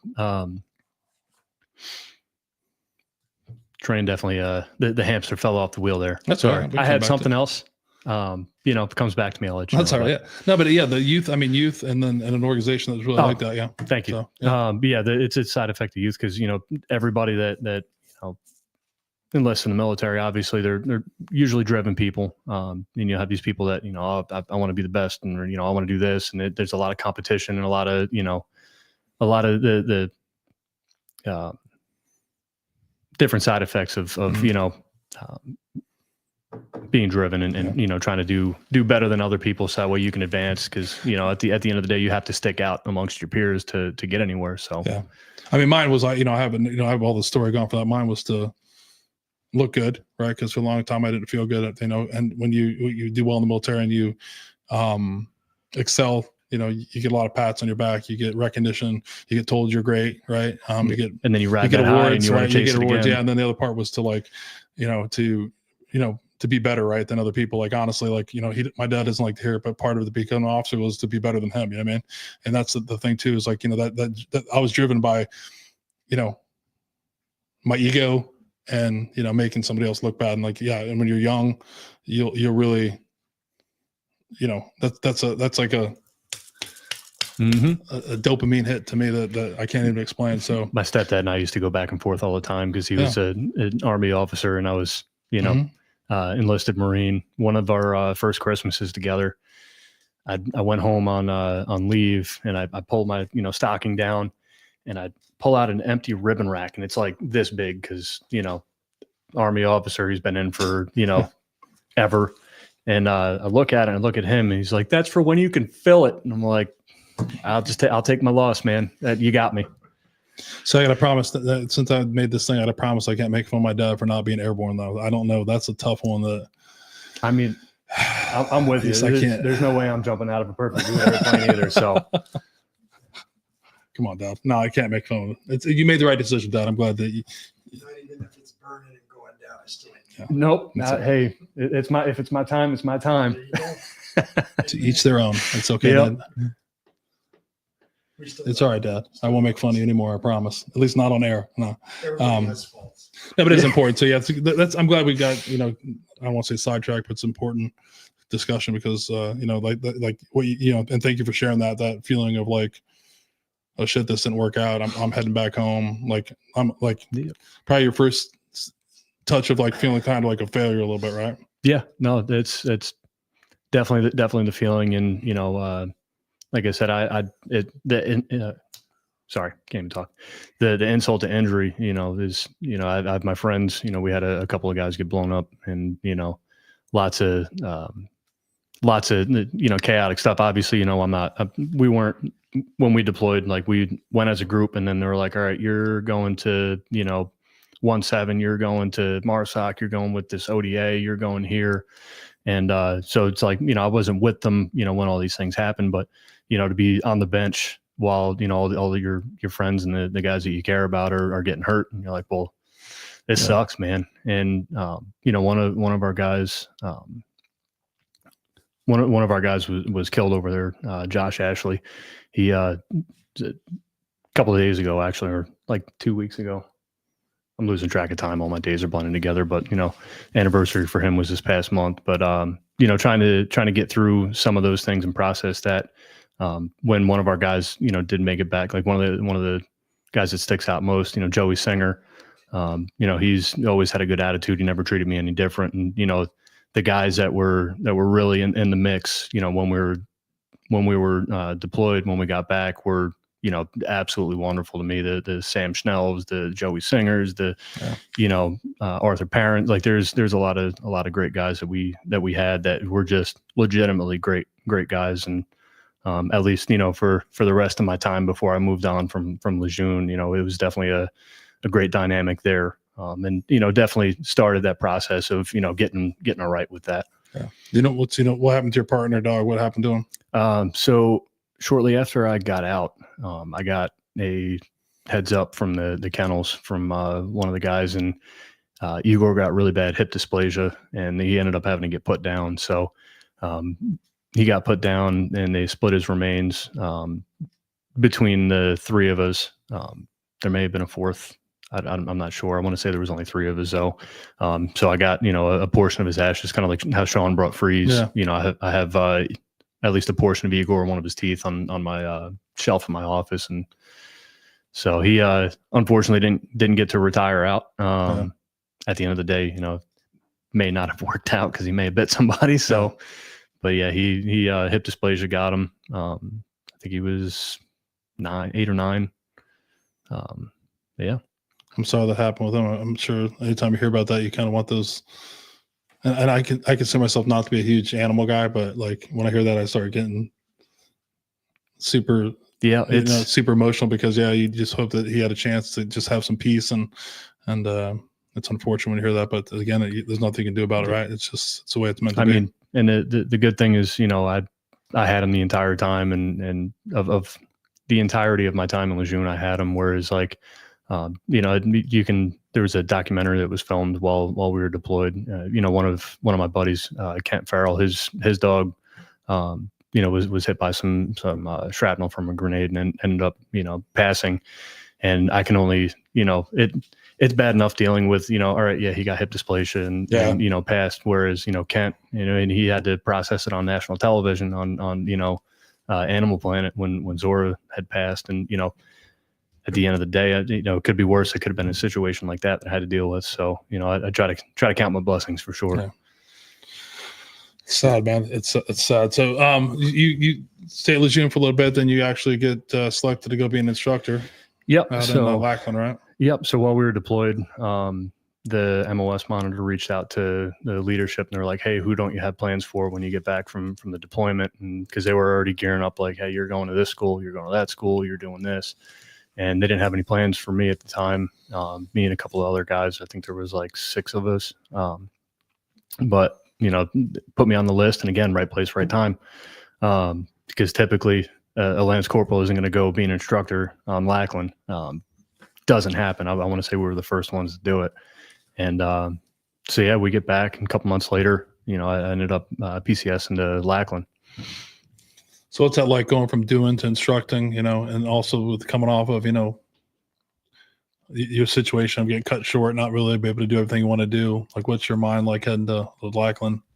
Definitely one of those, you know, you kind of gotta eat your humble pie, you know, because it's, I don't know, it's different. It's like, yeah, I deployed as a handler, but didn't do all that much. So at this point, like, I don't know, I always I treated everybody like one of my peers, and you know, I'm just like, hey man, we're gonna hang out, we're gonna do everything together, we're gonna learn, we're gonna get you up to speed, and you know, I get to be the one to welcome you into the community, I guess. But you know, I started off just training dogs. I didn't start off as an instructor, and you know, I started training dogs on one of the teams there, and a couple months later, one of the trackers, you know, reached out, and because you know, down there you have the basic handlers course, you got the combat tracking dog course, the specialized search dog course, which used to be the Army's, but it's all, you know, off leash directionally controlled dogs, and you know, kennel masters course is down there and all that. But you know, did a couple months of you know, just training the patrol explosive detection dogs, or I was on a drug team, I think, at the time. And my buddy Brian Manthe, he was with the tracking course. He was running it, and he brought me on as an instructor there. So he put, you know, I went through the course, and then as soon as I was done with that, I went through basic instructor course, and then I just started teaching. So, you know, we're training tracking dogs, and then when they're done, then we pick up a class of students, teach these guys how to work these tracking dogs, get them validated, and get them, you know, get the check in their box. They take their dog back to their unit, and you know, did that for a while. So is that the cycle? You train dogs, then people, then train them up, pair them up, get them out the door. So I did that for a little bit. So what's that like? I mean, what's that like to be able to, you know, you train them, you get them where you want, then you see somebody comes on and they bond. Like, is there a little bit of like, you feel good about? I mean, I got to imagine you got to feel good about, okay, train this dog, this you know, Marine is attached to them, that they're working together, I'm sending them off to the fleet to do their job. There's got to be a lot. There's got to be a lot of satisfaction, I would hope, at that point. Yeah. So in your career, it's definitely a team aspect. There's a lot that goes into training these dogs, and no one person's going to do it by themselves. Yeah. So, you know, it was always nice rolling into courses, you know, and seeing guys, you know, start to work these dogs, and they're gelling, and it's like, you know, hey, we did a great job with this dog, and now the dog's, you know, gelling with this handler, and the handler just absolutely adores the dog, and you know, it's definitely rewarding. You know, it's kind of cool to see, you know, somebody else kind of pick up where you left off, and you know, have that same drive, same passion, and you know, same want to just be a stunner, you know, doing that. So. Yeah, because every time I talk to anybody that has to do with military working dogs, or like, you know, police canines or any type of stuff, like, these dogs are so amazing what they can do, and I can't get my dog to like not open the door and just run out and run around for like, I'm just like, what? If it makes you they're feel the any smartest, better? or they're either or they get what I got on my dogs, where, you know, they attack Josh every time. One of them attacks Josh every time he sees him, like he doesn't know Josh. But it's just. It makes it's amazing what these dogs can do. If you've never seen all the things they do tracking, like you said, off leash, you know, bomb dogs. I mean, if you're in the airport, you can watch these, you know, like I watched a fruit dog one time, like find fruit, and I'm like, this is the crazy. I mean, the FDA dogs, yeah. It was that was one of the funniest experiences I think I've ever seen. Is the dog, there was a little beagle at Dallas Fort Worth, walked up and started reacting to this bag, and overcame it was actually a TSA, not TSA, but I think Border Patrol or somebody. I can't remember what she was with. But if it's a beagle, customs yeah, customs FDA. Because I'm pretty sure those dogs are trained outside. Yeah, of she Atlanta. came and was like, "Hey, like, do you have any fruit in the bag?" And the guy's like, "No." She's like, "Are you sure?" And he's like, "No, there's no fruit in here." And he said, "Okay." She said, "Because this dog right here is like specifically trained to find fruit." and reacted to your bag, but okay. And she took him off like maybe like 25 feet, reset him, and then let him go. And he came right back to the bag. Yep. And she's like, I'm going to ask you again, do you have any fruit in this? And the guy's like, now you think about it. I do. And he pulled out like a banana or apple or something. And the lady's like, we're going to have you come out of line, sir. So you just look over there and they're tearing through his, his back and stuff. But it was crazy to watch that little beagle walking around and her saying like, the dog knew exactly what it was doing, but it was like, the guy's like, no, there's nothing in there. There's nothing in there. So it's just awesome to see how well these animals can be trained, I will say, don't feel bad about your dogs not listening. My dogs barely listen at home. So it could be just because I'm not that great of a trainer. Like I joke, I'm an okay trainer. But yeah, my dogs make me look bad every time they're sociable, but behave not even in the slightest. Your dogs are like, we got to break this guy. We got something for you, buddy. I think it was just, training dogs every day in the Texas heat. I get home and the last thing I want to do is start training dogs again. How old are your kids? They're 4 and 6. You got to pick that up because they're going to start figuring out like, Dad was supposed to be, our dogs don't listen to Dad. You're different now. It's different. Yeah, I'll teach them. They can be the ones to do it. I still have all my old lesson plans and all that. So maybe we'll get a crash course going. Maybe I'll send them over here, help you out. Yeah, no, I just, it's the biggest thing. Like, my youngest son's going to move out, and that's what he said to me a couple days ago. He's like, I'm like, what's it gonna be like with just me and Mom? And he's like, I'm more worried about you with the dogs. Like, you're gonna have to start taking care of the dogs. I'm like, oh shit. Because now it's before I was like, I really don't. And people are gonna like judge me with this, but I don't really give a shit. But the dogs are awful. Like I've just like the oldest, the bigger one. I've been trying like the past couple months. I was like, hey, I've been letting him go outside without the leash, and he goes out, he goes to the bathroom, comes back in, he's been good, and everyone's like, he's gonna bolt. And I'm like, no, he's not. So then I did like 10, 15 times, no problem. Then the little dog went out with him, and so when he did that, he kind of made a run for it, right? And he only went to the front yard over there. And my middle son was like, he was freaking out. So I said, him and I got into a fight about it. Like, I told you not to let the dog out. So he actually came right away, and I'm like, okay. So then again, they're like, don't do it. He's gonna bolt. So early this week, he bolted and was gone for about 20 minutes. Oh, dude, I got and I'm proud of myself because I was so pissed off, right? I was like, pissed off, like beyond belief. And I just had a little bag of treats wandering all over the neighborhood, and he decided just to, when he was done, he came running up to me, and I'm like, I got a really long leash at the house. I'll have to let you. He has one of those too, but I'm like, he's in timeout. It was funny to watch because he knew he'd screwed up. Cause I was like, you know what? I'm trying to be nice to you. I'm trying to, but you just ruined it. You know what I mean? So maybe I definitely won't be doing it by myself, because if he runs again, I might just let him go. Yeah. Homeward bound, Hey, they come back. I'm telling you, he's going to come back. Yeah. I mean, hopefully, but maybe not, but it's okay. Yeah, I guess it all depends on if you're all right with that gamble. You might want to get a invisible fence. Well, I think he's smart enough to know what he's doing. He's not dumb. He's running around. He knows exactly where he's doing. Like, he's just staying away, far enough away from me, and then he knew where he's at. So I think it's he's the biggest wimp dog. So as soon as it like thunder or something, he's bolting back here. So just keep the door open. Yeah, I want to keep the door shut. Just look at him in the camera and scold him through the camera for a little bit. But no, that's great. So how long are you Lackland for? I was there for 2.5 years. Okay. So it's definitely the highlight. I got a fresh start down there, coming on the heels of my previous assignment. And I had some great NCOs over me down there that, just, we had a lot of conversations, and they were always in my corner and, pushing me to do better. And I ended up, ended my tenure on a high note, winning awards and, being an instructor, and I ended up instructing the SSD course as well. So I got to be the one to, dual hat and instruct and do a couple of things. And so it was great. Great 2.5 years for sure. So ready for a pour before we get into the next stage? Sure. All right, we'll start with one of the pours tonight. We'll have first one we're going to talk about is the Rainbow Liquors Elijah Craig Barrel Strength Private Barrel. We've talked about Heaven Hill before, but they're located in Bardstown, Kentucky. like to say they're the home of bourbon. I guess Bardstown is a lot of great distilleries there, but it was founded in 1935. It's the 7th largest alcohol supplier in the U.S. and the 2nd largest holder of bourbon whiskey inventory in the world. It's still the largest independent, family-owned and operated producer of distilled spirits in the U.S. and the only family-owned distillery company headquartered in Kentucky. And Heaven Hill produces a lot of brands that people know, but they don't necessarily know it's Heaven Hill. But obviously, Heaven Hill, they also Evan Williams, Elijah Craig, Old Fitzgerald, Larson, and Henry McKenna.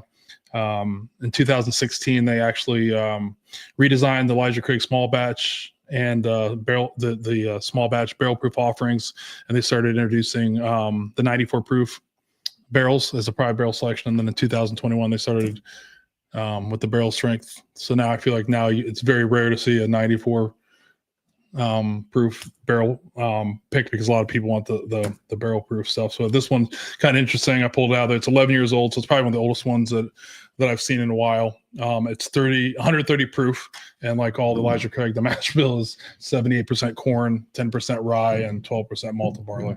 So, all right. Have you had this one before? No, so I'll be honest, I really don't drink like I used to. Me either. So I'll take a light pour. We'll take a pour, yeah. Yeah. Help yourself. I can definitely Yeah. definitely appreciate a good whiskey. I'm kind of the same way you are. Typically save my whiskey from when Kyle's making it for me. Yeah, it's a good one though. It smells good, that's for damn sure. And 130 proof, you don't need a lot.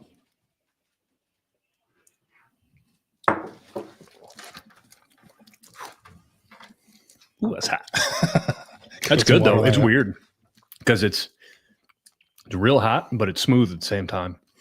Yeah, it's interesting because like that the barrel, the history of that kind of stuff, it started off with everything was low proof, and then it's gone through this. So 130 proof is super high compared to some stuff. Josh is over like whatever now, but I mean, for normal people, it's 130 proof is hot. But yeah, what's interesting, that's why I love Elijah Craig stuff, is especially the barrel proof, is there's so much flavor in it too. It's not just like pure fuel. So I always tell people to give them a shot, depending on who picked it, because some people do like that like crazy alcohol hit to it. But I like that too. But I like a little bit of a flavor. I think it's got a lot of flavor to it. So yeah, no, that's good stuff, man. So ready to talk about you're Lackland for a little bit. Mm-hmm. When did you decide to not make the Marine Corps your career, or was it driving decision on that? I spent 2.5 years on an Air Force base. Okay. As a corporal, I got BAH. I got to go, live out in town and stuff. And, I'm riding the high of having a great, 2.5 years.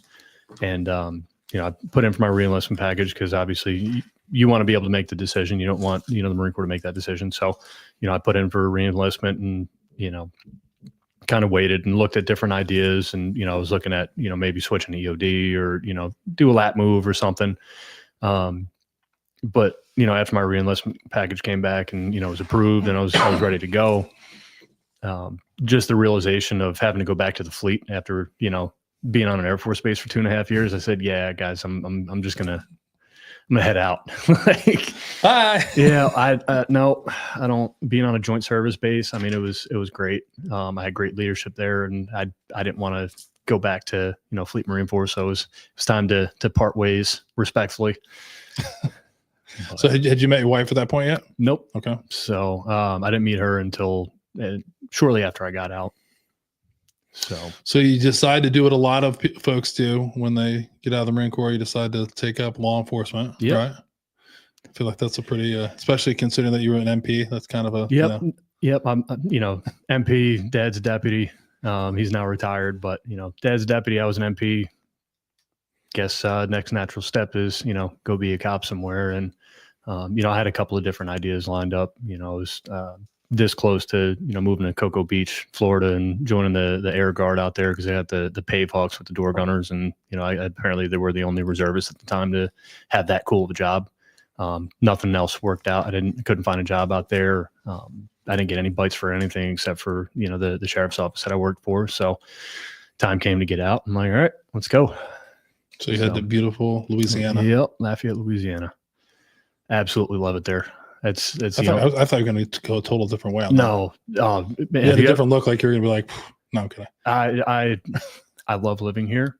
But Lafayette and just Louisiana as a whole is the place, the food, the people, everything about it is great. I absolutely loved it there. But you're either on an oil rig 7-7 and making a butt ton of money, and never home, or you don't really have much. And I'm making like $15 an hour working for the sheriff's office, and so longevity didn't quite work out. But to this day, I absolutely adore that place. Yeah, Louisiana does have great food. Yep, especially Southwest Louisiana. You got the Creole food out in New Orleans, and you get the North Louisiana, but the majority of the foods definitely the Cajun cooking and everything in Southwest Louisiana is where it's at. So I'm sure you've been to Mardi Gras. Yep. Have you worked Mardi Gras? I can't remember, honestly. I want to say I did. I feel like you'd have to remember that. That's got to be the biggest part, one of the biggest parties. And I mean, well, and I will say, Mardi Gras is different than what most people think. Right? Everybody thinks Mardi Gras, they think New Orleans, and it's people earning beads and drinking and acting a fool, and that's not it, man. It's a community thing out in Lafayette. You got the parades and everything going on with the floats, and it's a great time, man. I was thinking New Orleans Mardi Gras, but yeah. I mean, that can be fun as well. I've done those. But having experience in Mardi Gras in Southwest Louisiana, I mean, it kind of ruins it, because you're like, you guys are bastardizing something great.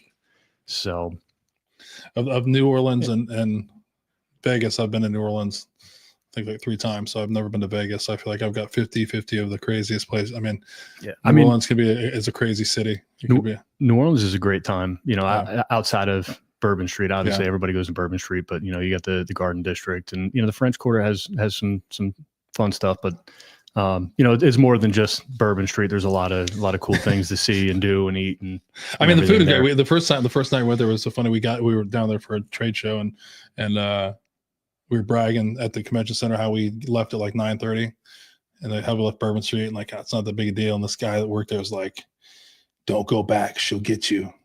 She'll eventually get you." And then the next night we were there till like I think 2:30 in the morning. It was like, oh God, like this is he was right. But yeah, it's an interesting plan. I think all those places I've been, I've always loved to be able to. I got to travel a lot, so I get to see those things, and it's just a different way. It's pretty cool though. I mean, I was down there.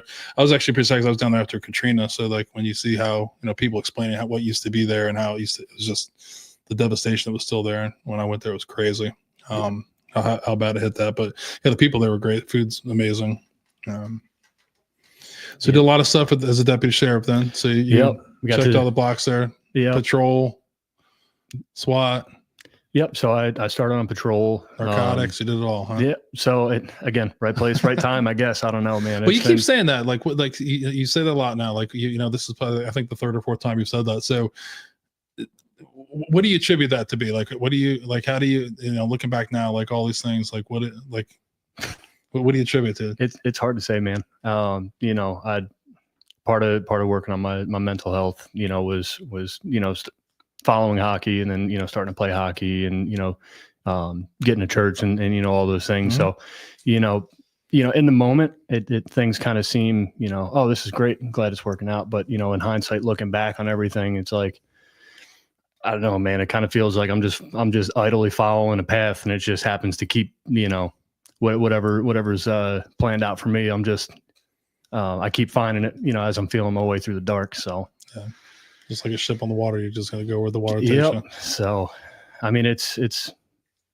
I've been blessed to be able to do pretty much everything that I've set my mind to. So, man, it's just, it's a combination of that, and I try to work very hard, and I try to be the best at everything that I do, just because I don't know. I think we talk about what is and isn't like cool, and like being proficient at your job is, I think, the coolest thing that you can do. It's like when I show up to work, like I want to be the guy that somebody's like, oh yeah, he'll take care of me, and carrying that attitude and everything. I maybe that's part of the recipe of how things are working out. But I think a lot of it's just being at the right place at the right time. Yeah, right place, right time. Following and then just doing the best you can to get to that place, and making the opportunity present itself when you get the chance. You know what I mean? So you did a lot of stuff there. You know, the patrol stuff. You know, the SWAT, narcotics. You know, 3 years. That's a lot to squeeze into 3 years. That's a lot. You know, if you talk to a lot of law enforcement people, that's it's over somebody's like 20 or 25-year career. So what's it like to pack all that into a short period of time? I mean, get a little jealous thinking about it, because thinking about it, it is a lot to pack in a couple of years. And at the sheriff's office that I worked at, I started working the road, and then there was an opportunity to go to a course to be an FTO, and I was like, cool, I want to do that. And they happened to have enough seats, so I ended up doing that. So I started, as a shift-based FTO, and doing that for a little bit, and just doing my job to the best of my ability. Proactive policing. And just always working hard, always making sure my reports were good, and always, just uniform, always sharp and squared away. Just doing everything to the best of my ability. And there was an opportunity to try out for SWAT, and I did that first time. I didn't make it. I don't even think I made it the second time. I think it was the third time, and I finally made it on SWAT. And we're doing that, and one of my team leaders, Kerry Falcon, he's easily one of the greatest, probably the greatest man I've ever met in my life. Just very squared away, humble, just down to earth dude, always just calm, cool, collected, just always has the right thing to say, always has the solid perspective. I mean, he was great. Great to work under, great to work with. And, working with him definitely opened up some additional opportunities, because he was our medic. And at the time, he was the only guy, I want to say, in the state that was an operator first and a medic second. And, he's just trying to follow in that man's footsteps. And I ended up getting the green light to use my GI Bill to go to EMT school so I can work under him as a medic. And with that, the scheduling stuff gets a little weird. And I put in for a transfer for the street team for narcotics. And the first go, I didn't get it. And, I'm relentless. Like, either you're going to run out of people that are better than me, you're going to run out of candidates, whatever. I don't care if it takes me one time. If it takes me, 1,000 times, I'm going to get to where I'm going eventually. And it was one of those things where I didn't get it the first time. And then the second time I got it, and that opened up the opportunity for me to have a better schedule, to be able to go to EMT school, get that taken care of, and, have a better schedule to facilitate that stuff. So I actually got to go to class in the mornings. And then when I was done with class, and I would just, get on the road, and we'd start, doing whatever it is that we were doing for that day. So yeah, 3.5 years in a bigger department, it's definitely not possible to do things like that. But, working for a sheriff's office, as an at-will employee, new sheriff in town, everything gets, shook up, and, you have the people that play the politics, and they get moved around, and you get the aggressive restructures and all of that. But yeah, when the new sheriff took over, and, with everything that I've been doing, the sheriff's office definitely improved a lot from a patrol perspective. And, Mark Garber is the sheriff. I think he's still the sheriff down there. He's an excellent guy. And he's all about just, doing the right thing, making sure that everybody has everything they need, and trying to be, be the best, for the community that we could be at the time. Well, in general, you always want to be. So I just want to go back to something you mentioned. So you mentioned like being, like a bulldog, and not, taking no for an answer. Where do you think that comes from? I don't know. I'm stubborn. If I want something, like, eventually I'll get it. I wish I had an answer. It's just one of those things where that's just in my nature, I guess. If I want something, I look at a lot of things as, not a possibility of if it's just time. Yeah. So, again, I think it's an interesting thing, because I think, like you're right, especially in the, it's amazing what happens when you keep putting yourself out there. Eventually you're going to get a lot of no's, but then eventually you get a yes. So I think it's always amazing to see people that just continue to be like trying and trying. I don't think there's anything wrong with it. It is, sometimes to the point you're like, how many times do we have to tell this guy no? But, it kind of makes you, it's a technique, right? But I think, a lot of it is like, a lot of people get told no, and then all of a sudden that's just like, if you believe in yourself, just keep going. I mean, that makes me want it even more personally. Yeah. Like if something doesn't work out, all right, well, we're going to make it work out one way or another. And, my favorite part of it is just, I just imagine somebody like sifting through applications and they see my name again and they look up and it's just me with this goofy smile, just waving like, still here. They're like looking at someone, did we tell this guy no like 7 times? But yeah. Hey, even if it's to get me to shut up, we're going to move you from the middle of the stack to sort of the top. No, but no, I think I think that's a great thing. Not giving up. Not taking no for an answer sometimes is a good thing. You know what I mean? As long as you're being smart about it, I think there's some. Yeah, I think no can be no for a reason, but yeah, I think that's a great trade. I think. I appreciate that. Yeah, so, so now back to the 3.5 years there. You did, like you said, you've done a lot of stuff down there. What's it like going through that? That's a high stress situation. All those kind of things you're coming off of. Being in the Marine Corps for a little bit, like kind of like not you're at Lackland. It's a little bit less stress. It's a very serious job. But like moving into that, did you find that was having any effect on your mental health or anything at that point, or what's going through your mind at the time? No. Because it's one of those, I feel like it's like the I don't know, boiled frog thing where like, you can put a frog in water and turn the stove on and they won't realize that they're getting cooked. And it's one of those where, you show up to work every day, you see and experience a whole lot of nonsense that, definitely wears on you. So it's one of those, it at the time, didn't really occur. But towards the end, looking back and, as things go on, obviously you realize in stages.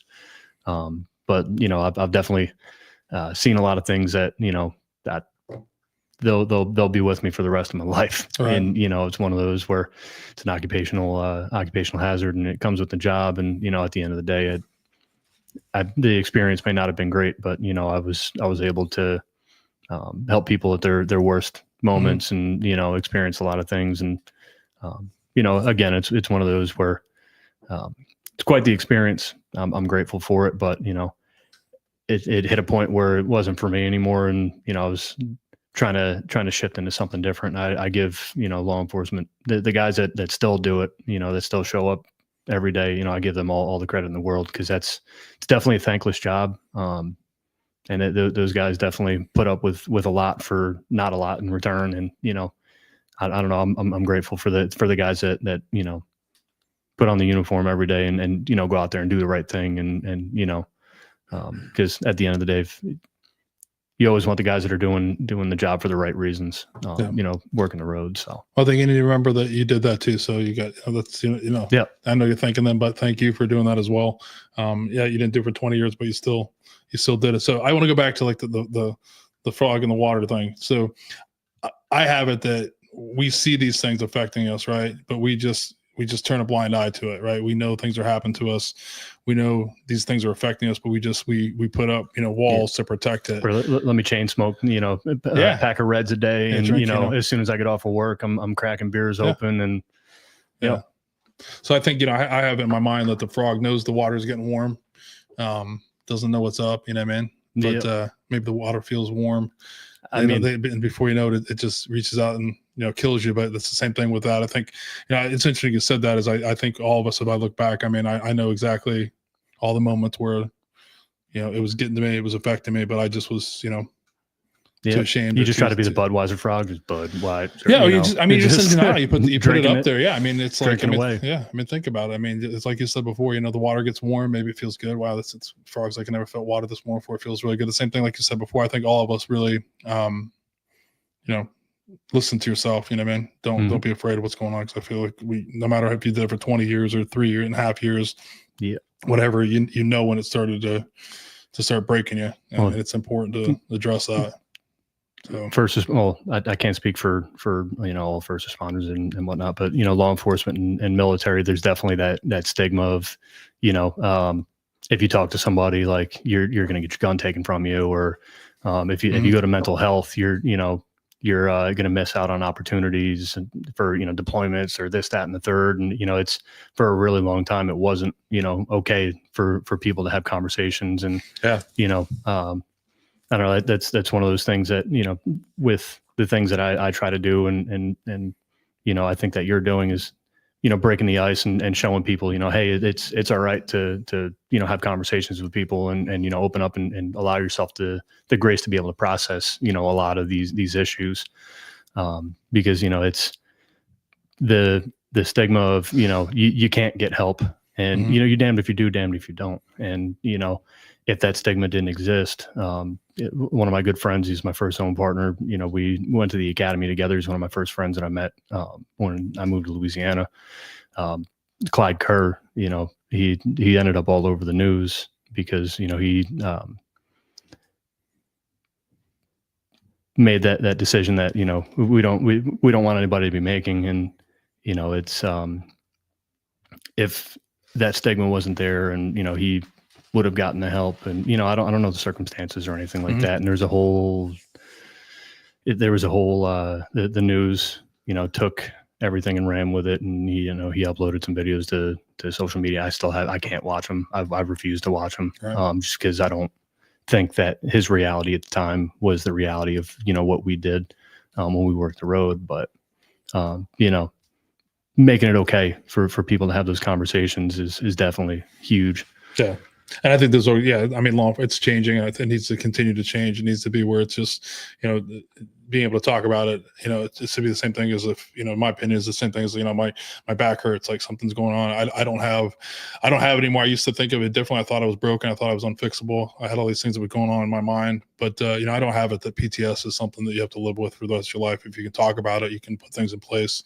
I have it that you can go back and be effective law enforcement officer. You can be, effective in the military, wherever it's at, where that happens. But the first part about it is, removing that stigma, because you said it before, you're damned if you do, and you're really fucking damned if you don't, right? Yep. Because if you don't address it, it's going to come full circle, and usually that means full circle is, boiled frog, taking your life, making a permanent decision to a temporary problem, right?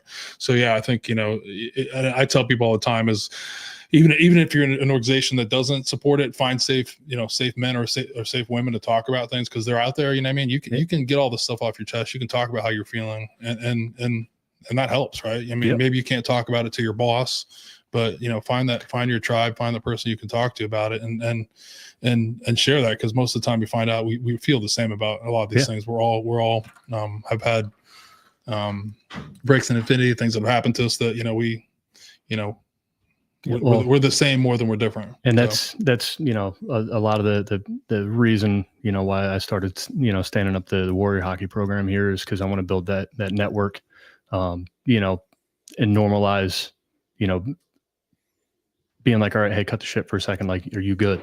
Yeah. And having the people that like start to see people's trends and behavior, so they can pick up on if someone's acting a little weird, or creating that good environment for somebody to be like, you know what, hey, I trust this guy. Because like to this day, I'm finally at the point where I'm like, I should probably go see somebody, start having conversations and stuff, but I don't trust just anybody with my baggage. So to create to set up opportunities for people to find other people that they're comfortable having those conversations with. And it's like we talked about, me coming on here is definitely different for me, and something that I'm definitely stepping out of my comfort zone doing. But the driving force of it, that got me here was, I'm like, well, one, it'd be better for me to actually start talking about some of these things. At least this way I get to have a little whiskey and BS with you for a little bit, but it's also get to set that example and be like, hey, one, you can be willing to hear your friends out, even if it's for 5 minutes, or the other side of it, maybe just take the opportunity to say something, even if you're not comfortable doing it, talk to somebody and, start unpacking that baggage. Okay. And I couldn't thank you enough for coming out of your nest to do this. I know you were nervous about it off the bat. And so, here we are, we're an hour and a half into it, and you're doing great. I think it is important to talk about that, because the same thing is, like, I think a lot of people, now we're at episode 79. I don't know how many hours we've done this, but it's not easy to get up and talk about how you feel. It's not easy to do that, but I have it too, that, it helps me get out of my comfort zone, helps me heal, but it also is a very, a healing thing for other people to hear, people be honest with it. And I really appreciate you stepping out of your absolutely. comfort zone, doing that, and what you're doing with the Warriors hockey. We'll talk about that a bit more as we move through there, but that's huge. And I think it's a good opportunity. If you are struggling, this is a good opportunity always to throw out there. If you can't, talk to, somebody safe and you're afraid to talk to somebody, work that you might have some type of ramifications, please, you can contact the Veterans Crisis Hotline at 988 or 1-800-273-8255 and press 1, or you can text 838-255 or chat online at veteranscrisisline.net/chat. So, packed in, what a lot of people pack in, 20 and 25, 30-year careers in 3.5 years, you decide it's time for a change. Yep. So I got tired of, not making, as much, it's you're not going to get rich, being a public servant, working in, the first responder fields. And, I got to the point where I wanted to have a family and being on call all the time and working all the time and, income and, there's just a whole lot of different variables at play. So it was time to, at this point, my wife and I were actively trying to have kids. And we're like, all right, it's time to move on to something else. We loved living there, but that was our first sacrifice, for the family was getting up out of Louisiana and, ended up taking an opportunity to go back to my old unit as a civilian. So it was head back to Lackland then do some working for the Department of Homeland Security at that point, or? So I started with the Department of the Air Force. Okay. Did that for 2.5 years and then went over to Homeland Security. So what was that like?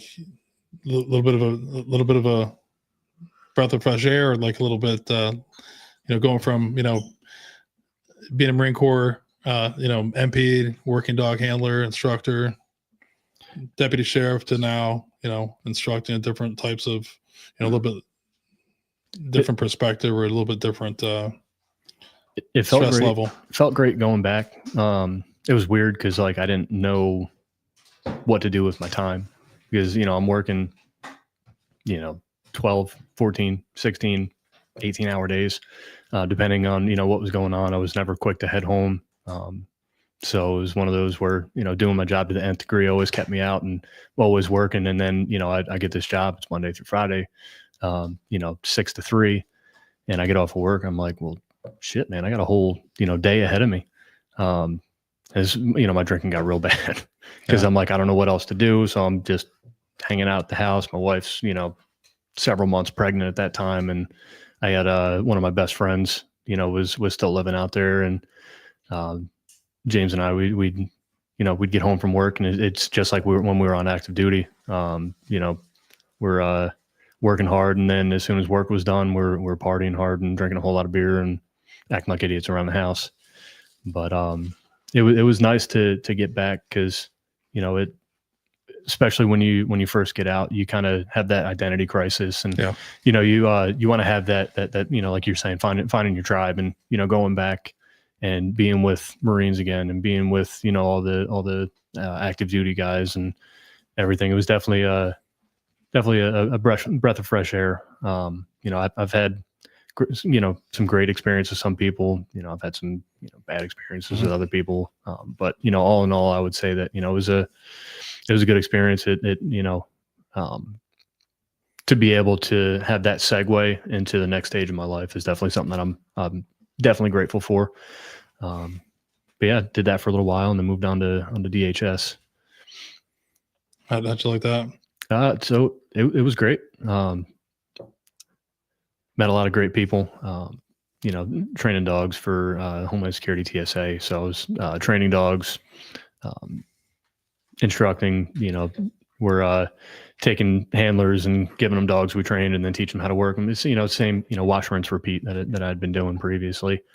Doing that, I definitely got to see and do a lot of cool different things. I've got dogs that I've trained in, a couple of different places across the country. And, I've got, guys that I still talk to this day. I got a buddy with Atlanta PD that just, every like week or so, I'll get a random meme from them. And, I got a dog I trained in Rochester. I got another dog I trained in West Palm Beach. And, so I got to see and experience a lot of different things. And was a good time. So we've already talked about, we're pretty far along in the conversation. So, you had the Marine Corps, you were in the Marine Corps, you were doing some pretty intense things with that. You're out in Lackland training, dogs and handlers to go do pretty intense things. You did 3.5 years with, as a deputy sheriff, then you run into where you're training this kind of stuff. So, when did you realize that all this intensity that was going on, you talked about a little bit, like you were, drinking a little bit more than you probably should have been. When did you realize that all that had really had like a huge impact on your mental health? So it wasn't just my mental health that was being affected. It was my physical health as well. Mm-hmm. I have a couple bulge discs in my neck. I got a couple bulge discs in my lower back. And, it was, in a lot of pain, during the day. And, I'd get home and I'd drink to numb both the physical and mental, nonsense. And just that vicious cycle of, at one point I went on a surgery consult, and, they were like, yeah, we're just going to cut the part of the disc off there. And I'm like, no, I'm good. I'm not doing that. Like, if something on my truck breaks, I'm not just going to cut it off and keep driving. And I ended up getting a referral to a physical therapy place that was just incredible. And I went working with them. I went from getting the epidural steroid injections every other month and radio frequency ablation every 3 months to nothing, just off of working with them and, really getting in there and loosening up the hip flexors and, learning how to, try to solve some of these issues. And that was kind of like that first little uptick. And, between that and I had, I got a great group of guys that are, that still live there, still got a group chat that goes daily. I was just, I kind of distanced myself from work and, heavily invested into those guys. And, they're all vets, except for one. He's just a really tactical pool guy. Great shot. He's a wonderful dude. But, being around them kind of helped me, put things in perspective and kind of get my stuff together and start working on, trying to be healthier. And, on top of that, after my son was born, I'm like, dude, if I don't, start trying to fix everything, I'm going to be a horrible dad. Like, if I don't get my physical stuff in check, I'm not going to be able to go out and, play catch with my son, or, if I don't get my mental health stuff in check, like I'll be an absentee father. Cause I'll be at that point letting, the nonsense, between the years get the best of me. And I'm like, I'm not about to be having that. So, that was the get it together moment for me, for sure. So I think you're in a different role now, right? You've kind of got away from a little bit more, less physical, a little bit more mental role now here. You're doing some cybersecurity stuff. Yeah. So, one of my best friends, James, that I was talking about, he was a IT guy, and, it was always weird. We're quite the dynamic, the dumb Marine dog guy and the IT guy, just hitting it off, always doing everything together, for a very long time. And he had been giving me a hard time for years. He's like, dude, whenever you're ready, just make the decision. Cause I had flirted with the idea of getting out of that line of work and getting into cybersecurity or just IT in general, because I'm like, that'll allow me to, stop wearing down my body so much. And then, also, be able to work on things and not, make it worse immediately after by, bending down and, picking up dogs and doing this, that, and the third. And one day he just looks at me, cause I was having a rough time, towards the end of my tenure with DHS TSA. And he's like, dude, just stop being a bitch. He's like, do it already. And I was like, you know what, you're right. And we started doing, started getting some classes from him. Like, I would stop by his house on the way home from work, and we'd spend an hour or two and just teaching me things.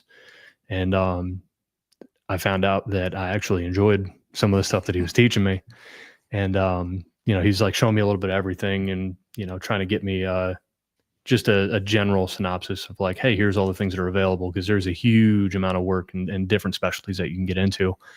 And, he taught me a whole bunch of stuff. And then I started on, there's this website called Try Hack Me, and you just go in and they have courses, and you just, I learned by doing things, and, to be able to be hands-on and do stuff like that. I started doing that. And then, ended up getting in the it was the VA to the vet tech program, not like the veterinarian technician, the veterans in tech, and went through boot camp with them. Did a couple of certification courses, and that was my segue into getting my first job post dog and law enforcement career in cybersecurity as an analyst, and that was up here. So the site lead was and the leadership at TSA, they were excellent because they made my life super easy when they didn't have to, and I it's one of those things where I'll forever be grateful to them. But they put me on a temporary assignment up here, and I got to hang out and help the handlers and teams at the airport here in town for my last 30 days as I eased in my next job. So now you're here in Columbus. I guess Now we're I'm here in moving Columbus. along. I knew this conversation would go. I knew you'd do great. So I do want to talk about the organization you founded and are president of. So how did Columbus Warrior Hockey come about, and when did you realize, like, hey, hockey, just the sport of hockey is just more than a sport for veterans? What was going through your mind when you guys decided to give it a go? I was when I was trying to build that self-awareness and trying to figure out how to start to address my own issues. I needed a hobby, and I hadn't watched professional sports in years, and excuse me. I hadn't watched professional sports in years. I'm like, it's, give them their bread and circus and give them their bread and circuses and they'll be occupied. And I'm like, sports are dumb, whatever. And like mental health is suffering because I'm like, the sky's falling every other day, this, that, and the third. I'm like, dude, I need a hobby. I need something to keep me distracted. So, I'd always been interested in hockey, and I was like, you know what? Let's give hockey a try. I'll start watching it. We have a home team here, which up until, living here, never had a home hockey team. I was a Pittsburgh Penguins fan for a long time. So, that was my team of choice. And, moving here, I'm like, well, I haven't watched sports in years. I was a Pens fan for a long time. Tried to watch the Penguins. I'm like, I don't know any of these guys except for, Sidney Crosby and Evgeny Malkin, who have been on the team, for years. So I'm like, all right, well, I guess I can I can appreciate the home team now. Like, I don't know these guys, starting fresh, and started following the Blue Jackets, and we started watching them on TV, and ended up going to a game with some friends of ours. Got hooked immediately, and started really leaning into that. And the more you lean into something, you're like, all right, well, what else can I do with this? I'm like, well, hey, I can start playing. That had helped me get active, because at the time I was like, at one point in time I ballooned up to 240. Not a good look for me. And I'm like, I need to get healthy, I need to stay active. And part of getting there was getting my back issues in check, at least, managed. And, I had another one of my friends that I grew up with, he's been coaching me for, 2 years in the gym and get me situated so that way I could, get set up to be able to play hockey. Because initially, like 20 minutes on the ice, I'm like, my back is shot. And now it's, it's great because, it's surprisingly good on the joints. I'm playing it's non-contact in the adult leagues around here, but gets you, out of the house and get you staying active. So, I started trying to get into it, and I found out about the Warrior teams, and there's another program out in Springfield, the Ohio Warriors. They have a standing team out there. Those guys are great. Donnie Moncrief, James Brown. And I ended up running into, the wife and I went out to dinner one night, and we ended up wandering into our bar because I was like, all right, like I'm ready for hockey season to be back. It was like August last year, and ended up walking into our bar, and they had a draft style tournament, and I ended up playing in it because, the wife was with me, and they were like, dude, you should play. And I just look at her, I'm like, can I play? Like, and ended up playing in that tournament and got linked up with James Brown from that the Springfield Warriors, or Ohio Warriors out of Springfield, sorry. And I started playing for them. And Springfield, it's a hike. It's an hour and a half there, hour and a half back. And the first time I went out there, I must have ate something weird. I wasn't feeling so hot. I struggled to get home that hour and a half. And then the next time I went out there, my truck developed the worst rod knock I've ever heard in my life. I had a newer model Tundra, and subject to the recall anyway. The engine blew, so I had to turn that in to get fixed. And then I ended up in a rental, and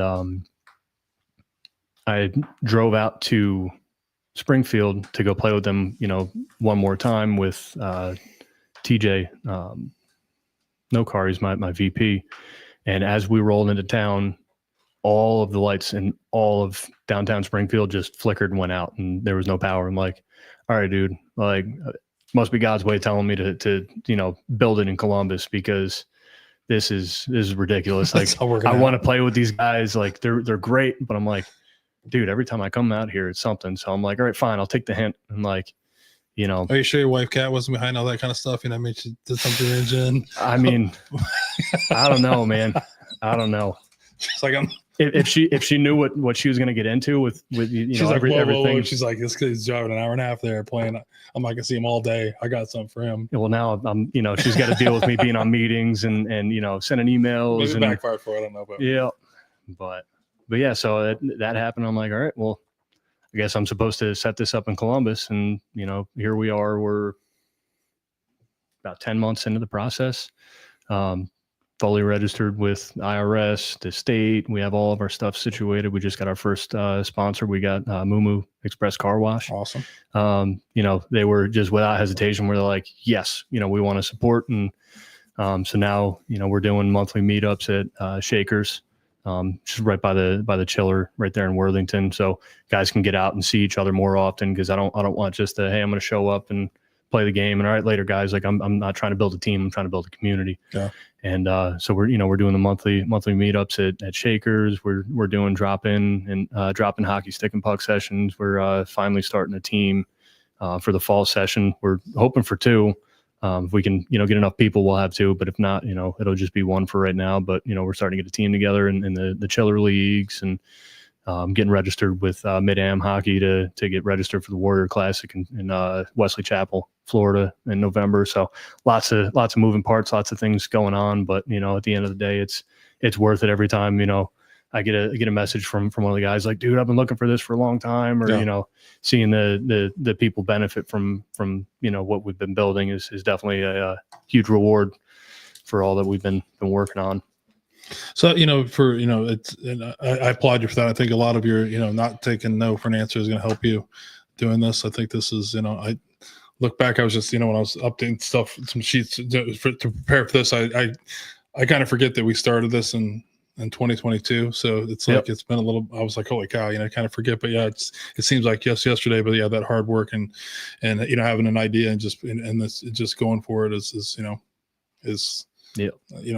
I applaud you for that. Just keep going. Just, you're going to do fine with somebody telling you no. Just have the right people telling you no for the right reasons. I think I've been fortunate enough to have all these guys that they're all looking at right now. When no means no, like it's a good thing. But there's something powerful to be able to know that your hard work pays off to really benefit people. I know what you're talking about, that feeling. It's and I gotta tell you, it's super, it feels good. It's way better than that, drinking half a bottle of a bourbon. It feels really good. It's a positive, feeling that you just feel like, wow, this is, makes up for all the hard work and all the time. And I have it too, that, with my family, I think they see, what we're doing, and it's motivational to them, and it's big. But how do you think hockey, playing hockey and the Warrior, the Columbus Warriors, how is that different than some of the traditional mental health approaches to dealing with veterans? How do you think that's helping them? So I mean, we're helping you. Obviously, for every person, things are going to be different. Everybody has to have their why to get better and improve your situation. So like my thing was, I randomly stumbled upon this gift, that is the ability to play hockey.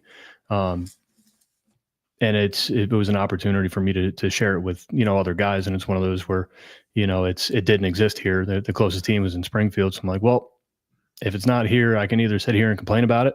I can drive an hour and a half and play in Springfield, or I suffer for a little bit. I get it stood up. And then, if it, even then, I can just pass it off and, move on. At least, at that point it's set up. But, it's just, I don't think it's necessarily different than anything else. It's just what motivates people to get out and, put all the nonsense to the side for a couple of minutes and, get out and do things with a group of like-minded individuals, be active and, not sitting at, not saying there's anything wrong with the various, veteran organizations like VFWs and stuff like that, but like sitting on a bar stool and punishing your liver to fix your, what's going on in your brain doesn't quite work. So, to have an opportunity to do something, that's positive. Granted, it's beer league hockey. Yeah. But at the end of the day, it gives guys an opportunity to be active. And there's just so much going on when you're playing. I can't, especially I've only been playing for like a year, but it's hard to think about other things when you're flying on the ice on razor blades with, trying to move a stick around and try not to eat it into the boards. And you don't have time to think about what's going on. It's just, when I got on the ice, it just, nothing mattered for a little while because, I don't have my phone. I can't really think about anything else. So, I think that just the amount of things that are going on when you are doing the sport definitely aids and, kind of getting that little bit of clarity. Yeah, exactly. I mean, I think, I'm like, it's a great idea. And I have it too, like different strokes for different folks, like whatever works to get you out of that funk, get you moving, doing something different. You're right. Yeah. Like it's, whatever works. Not that, I advocate going to the VFW and drinking, but if it's going to VFW and being around people, I think a lot of it for veterans is to be back with the community of people that are like each other, that you can lean on when you need it. And then obviously like something like hockey where, it's kind of like this too, because for the 2 hours I'm sitting with you and I are fully engaged. I'm not thinking about anything other than just this conversation with you. And I hope that that's the same thing with the people that come in there. It's just something to find that makes it work. But yeah, a little bit back, there'll be a post that comes up. But just as your guys' mission statement, our mission is to support U.S. military veterans by helping them discover healing and renewed purpose through the sport of hockey. By combining physical activity with a strong sense of community, we provide veterans with a positive and empowering path to manage the mental and physical health challenges they may face following their service. We are committed to fostering an inclusive environment where veterans can grow, recover, and thrive both on and off the ice. While participation in official U.S. Warrior Hockey events requires a VA disability rating, Columbus Warrior Hockey welcomes all veterans, regardless of your rating status, to participate in our local events and offerings, whether you're interested in joining our local C or D league teams, the Chiller Adult Hockey League, or interested in coaching, or simply wanting to hit the ice for a drop in hockey or stick and puck sessions. There's a place for you in our community. And we'll be posting the links to, your guys's, I appreciate it. Page, but yeah, I think we typed in, or we mentioned it earlier, www.columbuswarriorhockey.org. So I think Josh posted in there as well. So that's great to do. I might, I have two times on the ice in adult hockey. My wife's brother was a Division I hockey player, and I joined him a couple nights for beer league, and they were pretty memorable. You're gonna have to come out and join us one of these days. I don't know. I mean, I was probably about 40 pounds lighter. Like, don't get me wrong, I understand hockey. That was the crazy, like you said before, I just laugh when you're talking about there's nothing to think about hockey other than hockey. And it's just like, I was at the time, like probably the most physically fit I've been. And like 15 minutes out there, I thought I was going to die.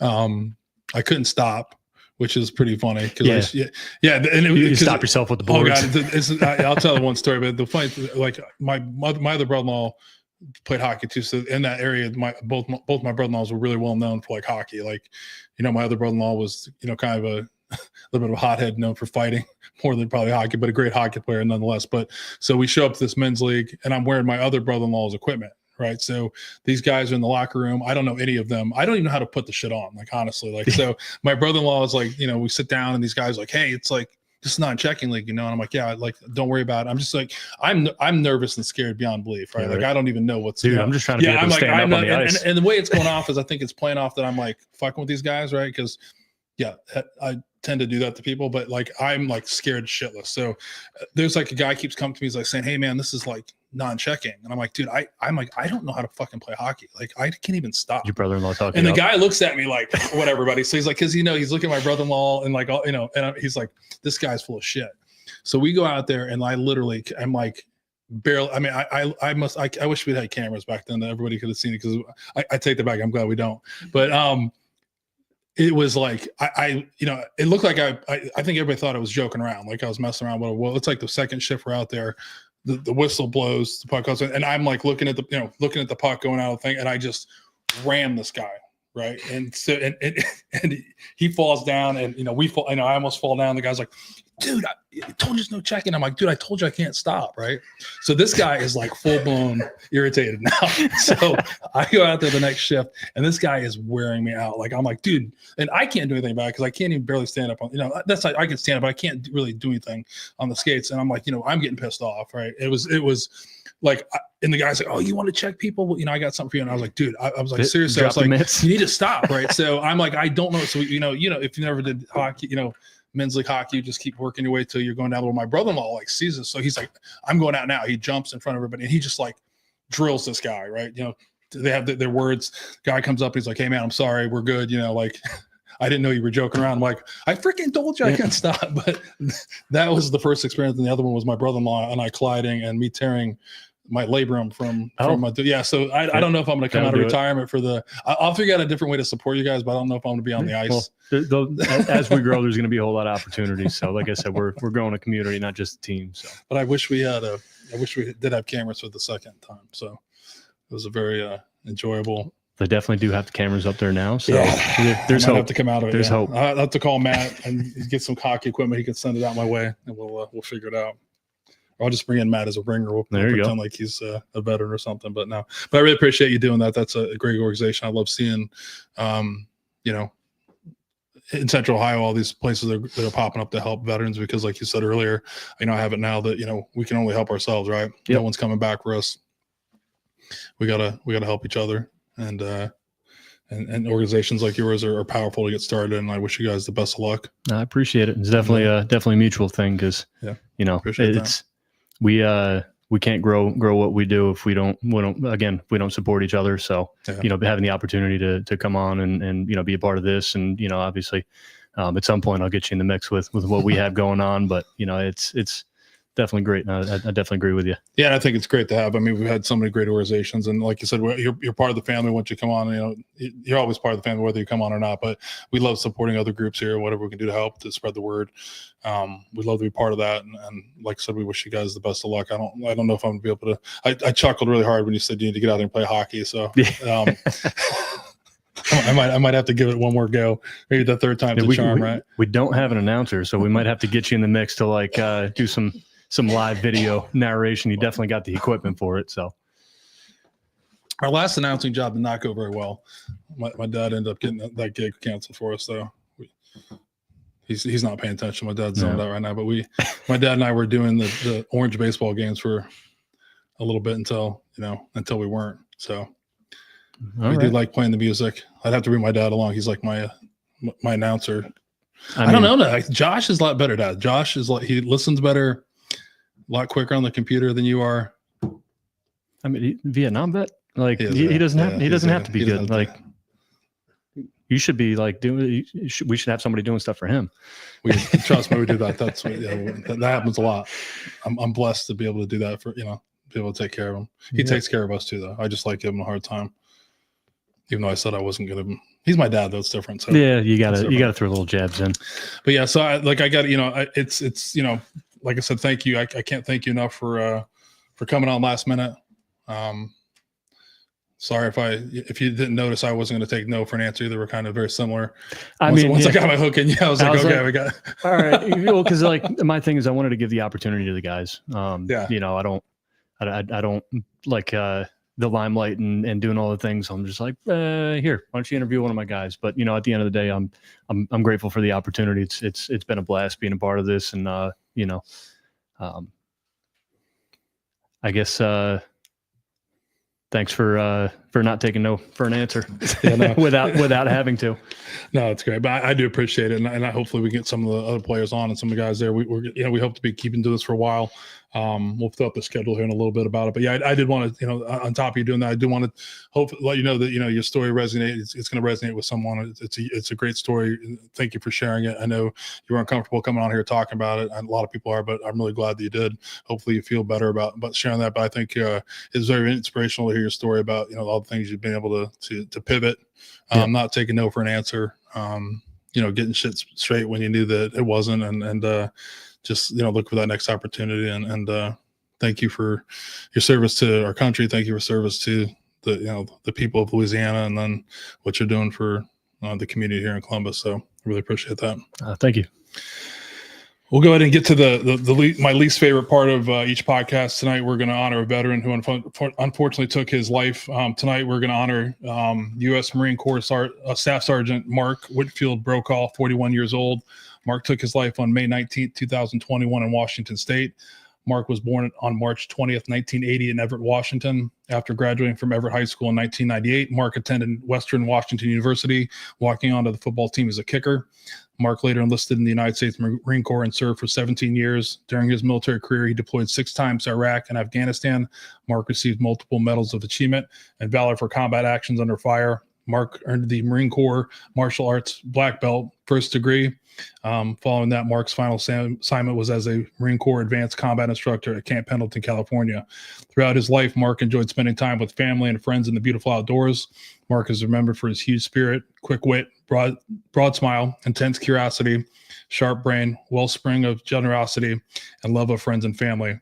Mark maintained friendships that started on the soccer fields and in the backyards of North Everett, and with Marines from around the world and the whole world. Mark was wholly present with those around him and cared deeply for what he believed in and for those he loved. Mark is survived by his parents, Lynn and Larry, sisters Megan and April, brother-in-law Rich, nieces Elsie and Nina, partner Lindsay, and numerous other relatives and friends. And again, if you or someone you know is in crisis and might be considering suicide, please contact the Veterans Crisis Line at 988 or 1-800-273-8255 and press 1, or you can text 838-255, or you can now chat online at veteranscrisisline.net/chat. And before we get to our announcements, I have it's always fun to find a dog quote. So hopefully this one hits home for you a little bit here. So this is from Gene Hill. It says, "Nobody can fully understand the meaning of love unless he's owned a dog. A dog can show you more honest affection with a flick of his tail than a man can, gathering through a lifetime of handshakes." So I thought that was a very fitting thing with the relationships that you've had with dogs. That helped me ground with how That's a good one. I love my dogs. I don't think I've heard that one. That's a good one. Glad to hear that. You got to dig in there. You got to dig around there. That chat GPT did not do. I did that for myself on that one, but just want to make sure Nate knew that. But a couple announcements. I do want to thank. It's a great time for us to thank Spike the Stigma, Mend the Minds. If you haven't seen from the live feed I did last week, I think it was last week, a couple weeks ago, we did have a raffle. I think we raised close to, Josh, the price at all, the amount we raised? About $3,100. Thank you for everybody that supports it. I've reached out to all the winners. None of them responded. They have responded back to me. I'm going to reach out to you again tomorrow. Start picking up your stuff. It's here. I just want to get it out of here. But we do want to thank Katie and all the folks over there at Spike the Stigma, Mend the Mind, for having us out there. We love it. It's one of our favorite events to go to. We need to move it to September, though, when it's a little cooler, and we need to dome the place so it doesn't rain on us. It was the first year we got hit with the rain, but overall, great time. Thank you for everybody that came by the booth. Thank you for everybody that donated bottles for the event, and also thank Zaptig for providing us a nice keg of beer for the event for the people that donated. So we will see everybody there next year. The other announcement is we're almost booked for the whole year. So we got a couple slots left actually 3 left for the end of the year. So again, if you'd like to come on, I think Taylor can tell you it's pretty, it's pretty good experience. It's pretty painless, right? Painless. There's good. He didn't listen to me about food. We told him not to, if you ever come on, do not eat and stop eating about 9 o'clock the day of your podcast, because we have plenty of food for you. We always have too much food. Yeah, it's like Thanksgiving. Right. It's like isn't it? Second Thanksgiving. I think we should start sending pictures of it. I mean, we told Nate to get, for 5 people. I think we have enough tacos for about 27 people. So if you're in the area and you like a street taco, come on by. I think we have plenty of them. So I'm probably gonna hang out a little while until I get hungrier. Put down some of the tacos and take them to go. So we have in a couple weeks, we have another local charity coming on. Tim Funk is coming on. He's the founder for Stock Hands for the Halen. We're looking forward to him. And then we have some really, really big episodes coming up here. You don't want to miss these. Some really powerful folks. And hopefully we can get these last 3 filled.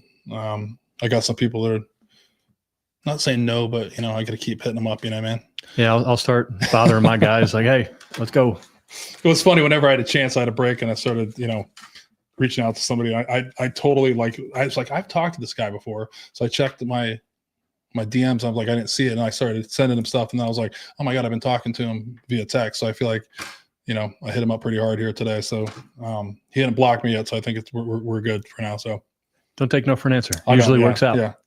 I did eventually take no, but I do appreciate coming. We'd like to get it filled up, but yeah, we're looking forward to it. And again, I can't thank you enough for filling in. I can't thank you enough for what you've done for your country, for the people in the state of Louisiana. And I'm super excited to be, watching you, what you're doing here with the Columbus Warriors hockey here in Columbus for our veterans here in the area too. So that's going to bring us to the end of episode 79. We will see everyone in a couple weeks, and everybody have a great night. Thanks.